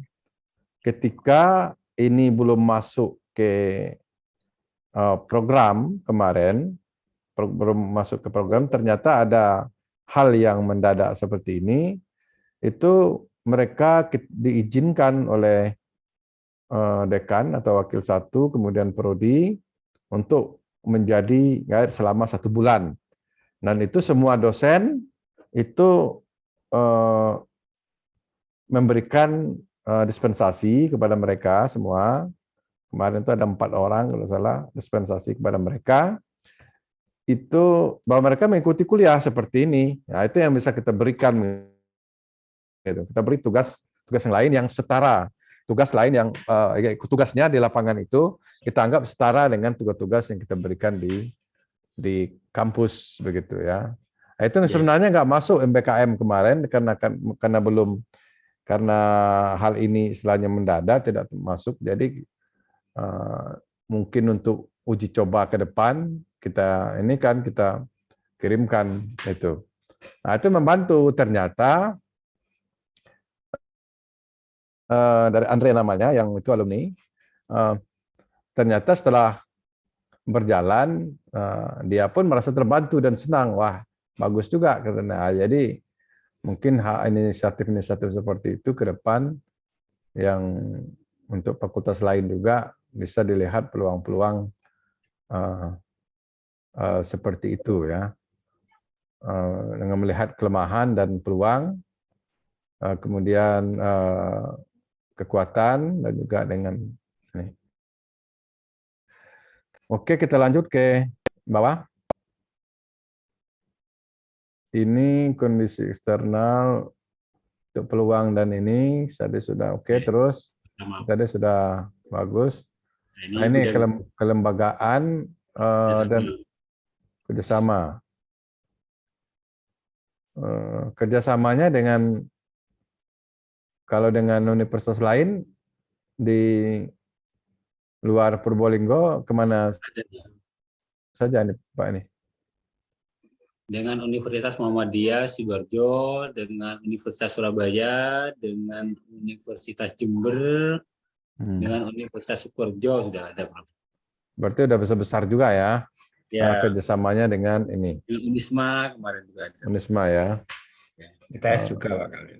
Dengan ITS. ITS ya. Nah banyak ininya kerjasamanya. Mungkin nanti ya bagaimana mengukur kegiatan-kegiatan yang sudah apakah dalam bentuk kegiatan webinar kan, apakah dalam bentuk workshop, kemudian dalam bentuk pelatihan leadership ya untuk mahasiswa. Jadi berbagai macam. Nah, kalau strategi penghematan itu tadi, penghematan karena sudah ada MOU, dari segi penghematan anggaran biaya efisiensinya, ya dengan mengirimkan dengan kegiatan mereka kapan, gitu ya. Kegiatan mereka, apa program mereka. Jadi kita mengirimkan delegasi dalam kegiatan-kegiatan mereka, baik itu mahasiswa, baik itu dosen, ke kegiatan-kegiatan mereka. Kalau mereka ada uang registrasi segala macam, ya karena ada MOU, mungkin ada diskon ataupun mungkin ada bisa mendapat gratis. Kalau pengalamannya selama ini bagaimana Pak? Ini Pak Malik. Terkait dengan apa itu, Prof? Terkait dengan kerjasama, apa-apa saja kegiatan yang sudah Biasanya share knowledge, Prof. Artinya apa? Dari perguruan tinggi itu bidang teknologinya apa yang paling menonjol dan sudah punya prestasi, atau ketika mereka menang event tertentu. Nah, itu biasanya kita share. Seperti yang dilakukan kemarin, kita kan juga ada beberapa dosen yang memang lolos di hibah Indigo Telkom. Nah, itu kita share yang pertama. Yang kedua, kita punya produk di bidang pembuatan game dan aplikasi yang memang sudah penggunanya lebih dari 100.000. Itu gratisnya. Dan ada juga dari kampus yang lain itu memang lebih mengedepankan penulisannya. Jadi mereka lebih produktif di penulisan atau publikasi. Maka kita juga butuh informasi itu, maka kita datangkan yang dari kampus luar untuk share tentang publikasi. Contohnya seperti itu. Tapi untuk yang pertukaran mahasiswa kita belum, Prof. Belum. Kita selama ini yaitu cuma perpaduan meneliti bareng atau berbagi pengetahuan. Itu yang masih berjalan sampai sekarang. Oke, jadi ya kerjasama penelitian dengan publikasi, nah, itu sudah bagus. Tapi kedepannya mungkin bisa lebih ditingkatkan. Ya, benar penelitian. Misalnya kita di Purbolinggo ini punya lahan riset ya. Nah, ini kita tawarkan gitu, dan bisa juga ke luar negeri. Cuma kadang yang agak merepotkan itu birokrasi, administrasi di tempat kita. Makanya kadang yang dari luar negeri itu datang ke Indonesia itu langsung melakukan riset. Karena administrasi, izin segala macam, kita bukti ini, surat itu pengurusannya lama. Kita minta ke universitas, minta surat lain. Ini yang agak repot. Kemudian kalau pendanaannya masuk ke tempat kita, misalnya dana riset luar negeri masuk ke tempat kita, universitas kita, itu menjadi komplain dari beberapa. Ini tuh kelambat sampainya ke rekening kita, ke peneliti. Jadi lama nyampainya dari luar negeri sudah ini. Nah, itu yang sering jadi kendala. Kerjasama itu, saya nggak tahu itu karena kita nggak berwenang ke situ, berkaitan aturan ini. Jadi ini akhirnya peneliti dari luar itu dengan leluasa melakukan riset ke dalam ke Indonesia, segala macam ini, termasuk juga di bidang digitalisasi. Misalnya kemarin saya dapat survei tentang digital assessment for higher education. Jadi survei apakah diperlukan itu, ya memang sangat dibutuhkan. Kita bisa dalam aplikasi itu kita ingin memasukkan soal kita dan bisa dirubah-rubah, bisa difungsikan dan bisa digunakan, dan ini asesmennya bisa summatif, bisa juga formatif gitu, bisa asesmen yang berkomunikatif, menguji kompetensi. Jadi tidak seperti soal-soal yang biasa kita kerjakan, tapi berbasis project ya. Asesmen yang berbasis project itu ada kemarin ininya. Itu saya terima survei itu berapa kali itu dari luar itu. Kok dari Singapura, dari Nederland, dari ini kan untuk ini. Kayaknya mereka akan jual ke kita gitu kan. Jadi ini, nah ini yang ini kan, kan banyak itu. Kemarin juga ada project based learning aplikasi apa ya dari Australia kemarin itu, yang mengundang saya untuk berdiskusi secara langsung dari CEO-nya tentang itu ditujukan untuk pembelajaran project based learning untuk ekonomik ya, untuk ekonomi fakulti, tapi bisa digunakan untuk bidang-bidang lain. Nah, jadi dia ingin mengembangkan dan katanya UGM menggunakan aplikasi dia. Nah, ini kan ini gitu ya. Nah, ini kan dari riset-riset yang mereka lakukan. Kemudian berkaitan dengan pengembangan SDM tadi, nah, itu salah satu yang bisa masuk program ini. Selain pelatihan di tempat kita, itu mengikutkan misalnya yang sudah kerjasama tadi dari ITS, kemudian dari Jember, Universitas Jember, yang ada MOU di situ, baik bidang riset, bidang pendidikan,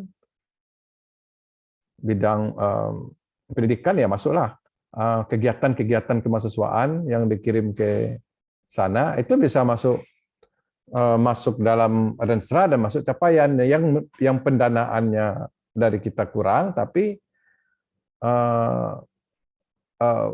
fungsinya pengembangan SDM-nya jalan. Misalnya pelatihan kepemimpinan, leadership, ketika mahasiswa kita yang berada yang mungkin dari yang dekat lokasi itu pada saat libur bisa diikut sertakan. Nah, itu udah masuk ke dalam proyeksi pengembangan mahasiswa. Nah, kemudian untuk SDM, nah itu tadi mengikutkan dosen-dosen untuk pelatihan-pelatihan selain dari AA, pekerti, pelatihan profesionalisme ke ini. Nah, karena ada kerjasama tadi, tentunya bisa kerjasama seperti kami kerjasama dengan UPI, kemudian kerjasama dengan UB. Nah, itu misalnya dari delegasi itu utusan dari delegasi 3 orang itu gratis untuk biaya registrasi. Ya, untuk biaya ininya kita akomodasinya tanggung sendiri. Begitu juga misalnya ke Malaysia ada kerjasama itu. Kalau di Malaysia kadang-kadang akomodasinya untuk 2 orang 3 orang kalau tidak ada anggaran kita, kadang-kadang ada bisa juga dapat bantuan ya dari sana. Itu mungkin peluang-peluang yang mungkin bisa dicari nanti untuk pengembangan SDM-nya. Mungkin begitu Pak ini masukan. Terima kasih banyak. Oke. Ya, tapi ini secara keseluruhan ini memang sudah ini ya istilahnya Renstranya ini komponen-komponennya ini sudah ada di dalam Renstra ini. Komponen pentingnya itu sudah kelihatan. Kemudian juga di SWOT analisisnya apa yang dimunculkan di sini, kayaknya tadi data-datanya dipaparkan tadi itu, hingga ini ya, nanti tinggal menyusun, menulis isu-isu strategis ke depan dan program kebijakan strategis ke depan ya akan ini dan target ya. Nah ini yang belum kelihatan. Itu ya, yang ini tadi ya. Itu di halaman 22, Prof. 22 ya? Berapa? Ada juga. Di 32 ya? 22 lah ini. Oh ini. Ya. Nah ini ya yang ini. Ini program indikator peningkatan akses dan mutu calon mahasiswa. Indikator, oke, peningkatan. Oke, boleh ditulis peningkatan, boleh. Ada yang menulis misalnya meningkatkan. Itu boleh. Ini kalau ditulis ini peningkatan juga banyak yang menggunakan kata benda seperti ini. Ada yang kata kerja meningkatkan akses dan mutu, peningkatan keketatan mutu. Ini indikator ya. Oke. Oke. Program sama indikatornya. Tapi dari Ya, program ini kita akan kejawantahkan lagi dalam bentuk indikator yang ini, Prof. Nah ini dalam coba bentuk sebuah kegiatan yang ini. Dan di sini kegiatan. juga sudah muncul sama dana dan penanggung jawabnya. Ya, Seperti berarti ini program indikator kerja 2000, oke. Kemudian yang tadi RKAT ya? Di RKT juga sudah muncul di RKT seperti ini, Prof. RKAT. Ini tahun berapa nih? Yang sekarang. Sekarang. Ya, Jadi sudah tapi ini yang sudah kita turunkan per bulannya karena kita lakukan evaluasi tiap bulan di fakultas dan ini kita evaluasi tiap bulannya. RKT 1 tahun juga sudah ada, tapi ini yang saya tunjukkan bahwa sudah bulanan, tiap bulanan. RKT Iya. yang Jadi jumlah setiap kegiatan itu jumlah anggarannya itu dimunculkan di mana? jumlah anggarannya sudah dimunculkan di RKT di awal tahun, Prof. Di awal tahun. Ya, Oke. bukan awal tahunnya, akhir tahun sebelum misalnya yang 2022 itu 2021. Oh ya. Yang kita lakukan. Oke, ini sudah detail. Coba kembali ke Renstra tadi, saya lihat ini tinggal kalau nanti kalau mau ini kan indikator program sudah ada, indikator sudah ada. Jadi kalau nanti mau diturunkan ke renopnya, itu tinggal dipisahkan ini per tahun, kemudian jumlah anggarannya, dan kemudian kegiatan rencana operasionalnya. Jadi tinggal ditambah saja ininya nanti ini. Sudah jelas ini kan nanti diturunkan lagi ke renopnya. Nah, RKT-nya sudah ada kan? Sudah ada. Jadi renopnya per tahun ya. Sebenarnya RKAT itu sudah terjemahan dari renop juga sebenarnya. Ya. Nah, cuma renop itu jelas nanti penanggung jawabnya itu siapa, kapan penyelenggaraannya, kemudian kegiatannya apa, langkah-langkahnya seperti apa, kemudian anggaran Sudah ada, Bro. Ada ya? Sudah ada semua, Bro. Oke, kalau begitu sudah sudah bagus, tinggal kayaknya angka-angkanya yang tadi yang masih meleset ya. Ya. Karena ini memang awalnya target yang kita turunkan dari yang diminta oleh Unuja, Bro. Ya. Oleh Unuja, jadi kita berusaha untuk memenuhinya. Meskipun ada beberapa yang contohnya seperti ini. Ya. Peningkatan kemampuan mahasiswa dalam bahasa Inggris nanti. Persentase lulusan dengan TOEFL. Nah, ini kemungkinan besar tidak bisa kita penuhi. Kenapa? Karena tidak ada pembiayaan khusus, ini nggak ada sebenarnya di Unuja.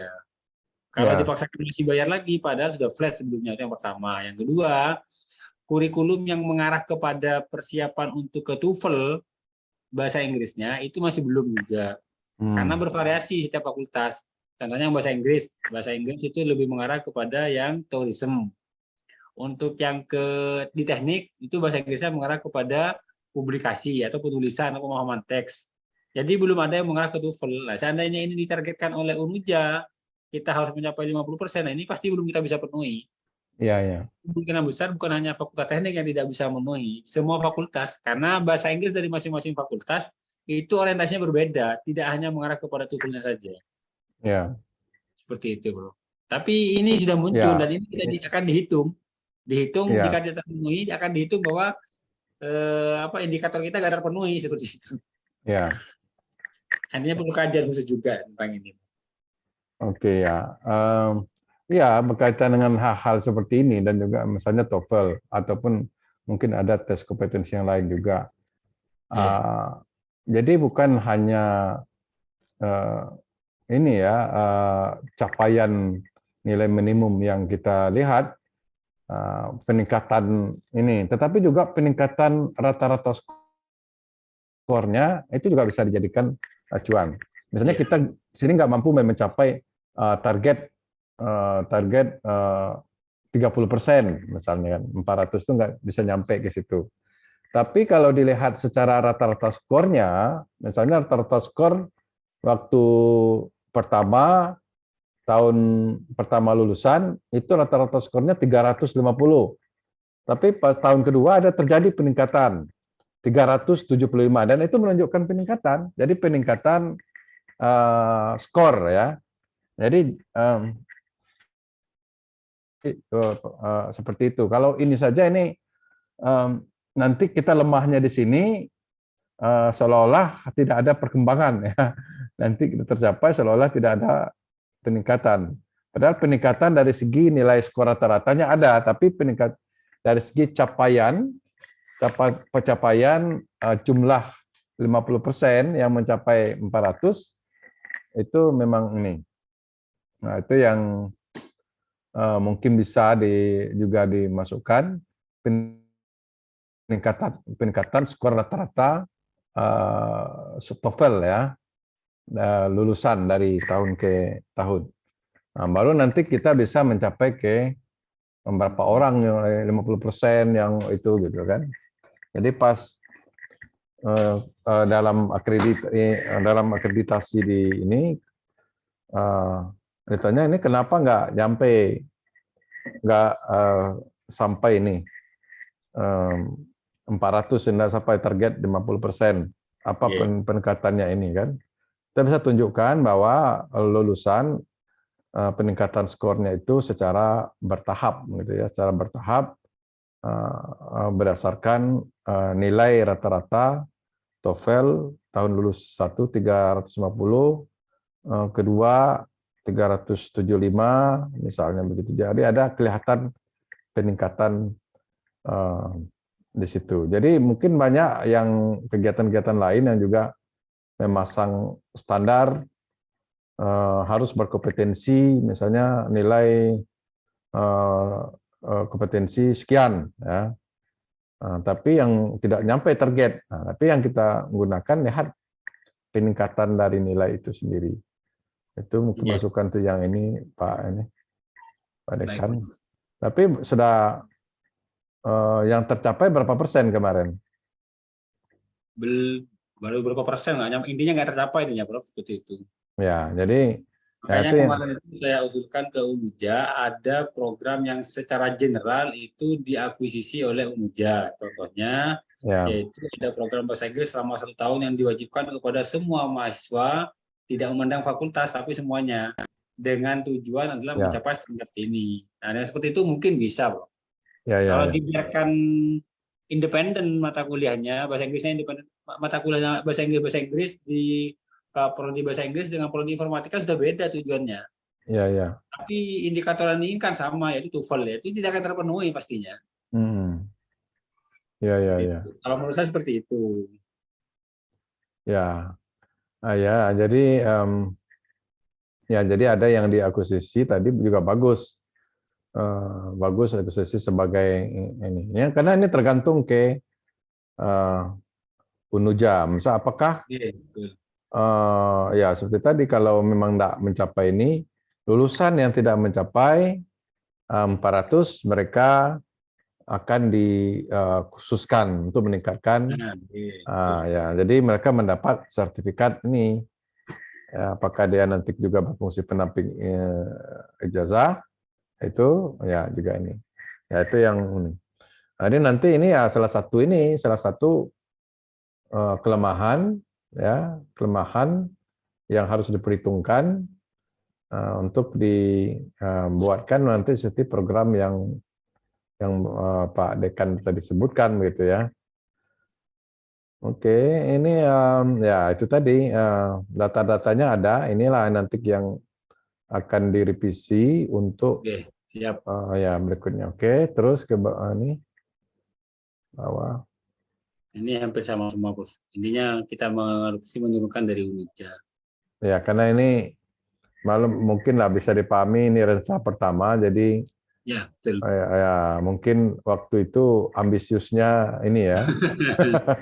Jadi memasang target yang begitu Luar biasa, fantastis, Bro. Ya, fantastis. Kemudian kurang memperhitungkan SDM ya, Oke. bergabung. Ya, karena bergabung itu total mahasiswanya berapa? Total Unuja Unuja, 5.000-an. belum Bro, belum update. Kalau yang Fakultas Teknik itu sudah sekitar 1.000 sekian. 4 ribuan kayaknya, Bro. 4.000-an ya. Ribuan. Oke. Kalau di Ya. Develop. Iya, itu 4.000-an dah termasuk besar ya, 4.000-an. Ya, karena baru bergabung, itu banyak sana sini yang harus dihitung ulang ya, kekuatan dari SDM-nya, sarana prasarananya, ya, semuanya. Jumlah ini dosennya berapa kemarin ya? Fakultas Teknik 57, Bro. Ya, kemarin berapa? 100 berapa atau keseluruhan? Kemarin tidak salah 500-an ya? Iya. Sama dosen tidak tetapnya itu sudah. Dosen tetapnya apa 500 berapa kemarin tuh ya? Kalau dosen tetapnya sekitar 200-an dosen tetapnya. 200-an kalau seluruh ujian. Iya, Tetapnya. 200 lebih berapa gitu. Kalau dosen tidak tetapnya itu ya hampir 500 sama dosen tidak tetapnya. Oh ya, dosen hampir 500 ya. Ya. Ya. Oke. Nah, ini juga jumlah penelitian yang lolos belum ada ya. Ya. Jadi targetkan nanti yang tadi. Jadi dia kena mungkin tahun pertama nanti di restorannya bagaimana para lektor tadi itu nanti bisa ini memenuhi syarat ya. Syarat untuk ini lolos ke ini. Karena pada tahun 2024 mungkin bisa mengajukan proposal dan naikkan dikti. Ya, jadi kelihatan nanti lebih realistis. Kecuali kalau misalnya jadi anggota kan agak lebih ringan ininya. Ringan, kayak seperti tadi itu ya berkolaborasi itu sudah bisa masuk ke sini. Lolos kan tidak dibunyikan sebagai ketua gitu kan. Lolos dan ini penuh dikti dan sebagai tidak dibunyikan di sini sebagai ketua atau anggotanya misalnya kerjasama dengan ITS tadi lolos sudah bisa dimasukkan ke sini. Jadi kalau asesor datang nanti itu sudah masuk ke salah satu capaian kita sebagai anggota ke sana. Begitu juga dengan riset-riset yang mungkin yang dari luar negeri begitu yang kalau ada. Oke, terus mungkin ada yang mau ini kan Pak Malik ditambahkan? Sudah, Prof. Yang penting mungkin di Rensta ke depan itu kita akan lebih banyak kepada peningkatan kompetensi dosen atau SDM. Ya. Karena itu kayaknya menjadi kunci utama. Kita memaksa mahasiswa untuk upgrade, ternyata dosennya belum, berarti nggak bisa juga. Ya. Sarananya dipenuhi, tapi SDM untuk dosennya belum di-upgrade, ya tidak akan digunakan juga sarananya. Jadi kunci utamanya di research. Ya. Jadi kita akan memperkaya program untuk peningkatan sebagai penyemangat lah. Mungkin akan ada hibah atau apa untuk membuat seperti itu. Jadi suasana untuk belajar hal yang baru itu mulai tumbuh di Fakultas Teknik. Karena itu menjadi tantangan utama di dunia teknik yang memang perkembangannya sangat fluktuatif. Kalau kita ditinggal sekarang ya tidak akan bisa mengikuti yang besok. Kenapa? Karena yang besok pasti ada yang baru lagi. Iya. Itu tantangannya utamanya bagi kita. Ya. Jadi nanti ya pengembangan itu SDM ya khususnya di bidang riset ya mungkin biasanya kan Dikti dan juga Kopertis dalam wilayah itu sering melakukan training ya untuk penulisan proposal, dana hibah dan itu dibiayai biasanya dibiayai. Tapi dari universitas itu hanya mengutus berapa 2 orang. Ada yang memang dana universitas, ada yang dana dari riset Dikti. Saya pernah ikut tahun berapa dulu. Itu dari Kopertis gabung ya, dari Dikti dari gabung semua. di Padang 2016. Nah, itu pembahasan ya, yang bagusnya kita membawa proposal kita, nanti ada isu-isu penting di situ yang dibahas oleh para narasumber ya, supaya ini. Nah, itu juga bagian dari pengembangan nantinya itu. Jadi dilihat peluang-peluang yang tidak terlalu banyak yang memakan anggaran universitas, anggaran dari ini. Jadi semua kalau di kami di pemerintahan itu malah ini ya, sering workshop riset di bidang tata kelola pemerintahan itu sering kurang peserta dari kalangan itu. Ya, karena mereka sering minta ke ini. Jadi gratis begitu ya, gratis. Nah, dan itu dimasukkan dalam program kita gitu ya, program kita. Jadi gratis, tidak mengeluarkan ini. Kemarin itu di bidang ekonomi dan manajemen pendidikan, apalagi itu. Malah dari itu kurang pesertanya. Nah, jadi kita kirim sebagai bentuk ini. Kayaknya mendekati jam ini, udah hampir jam 11. Ini juga masuk ke pendanaan, ini juga akan disesuaikan untuk renstra yang berikutnya. Poin-poin intinya tadi sudah kita diskusikan. Jadi dari saya demikian, Pak Saidah, saya kembalikan ke Pak Saidah, silakan. Ya, terima kasih Pak Hadianto atas paparan dan masukan yang akan membantu para pimpinan untuk membuat restra yang jauh lebih baik pada masa yang akan datang. Dan tentu saja ini juga masukan yang luar biasa bagi kami yang akan menyelesaikan draft restra pondok untuk pertama, Prof. Draftnya sudah selesai dan mudah-mudahan sinergi antara universitas dan pondok akan berjalan baik pada masa yang akan datang dengan menemukan kata yang sama, apa yang harus didahulukan di dalam mengembangkan pendidikan, pengkaderan, dan dakwah masyarakat. Itu yang saya bisa sampaikan, Pak Furqon. Terima kasih. Mohon maaf kalau ada kesalahan. Dipersilakan, Pak Furqon. Baik, terima kasih Pak Saidah sudah memimpin acara hari ini. Insya Allah besok ada sesi untuk seperti yang disampaikan Pak Saidah, pemaparan dari pesantren Pak Hadianto. Ya. Karena memang kita di bawah pesantren, harapannya nanti juga bersinergi. Restorannya Unuja juga bersinergi dengan pesantren. Restorannya Unuja juga dapat diselenggarakan juga dengan unit-unit yang ada di bawahnya, begitu ya. Harapannya begitu. Nah, insya Allah besok ini sesi terakhir untuk sesi daring pelatihan penyusunan draft restra dan renov. Sabtu insya Allah beda topik ya Pak Hadianto. Iya. Ya, beda peserta juga ya mungkin. Beda peserta juga. Nanti ya. karena tendik juga. Tendik dan juga tenaga pendidik dan tenaga kependidikan untuk yang hari Sabtu. Dan insya Allah 2 minggu lagi, kalau tidak ada hal-hal yang bersifat urgen, Pak Hadianto akan menemani kita di acara klinik, gitu kan Pak Hadianto.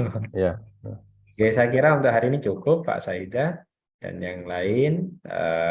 Mohon izin untuk kita dokumentasikan secara bersama-sama. Bapak Ibu bisa mengaktifkan videonya masing-masing sebelum kita akhiri, dan jangan lupa peserta mengisi presensi di e-learning begitu ya, secara konsisten supaya bisa kita laporkan juga ke kementerian dan juga ke pimpinan begitu, karena acaranya kementerian.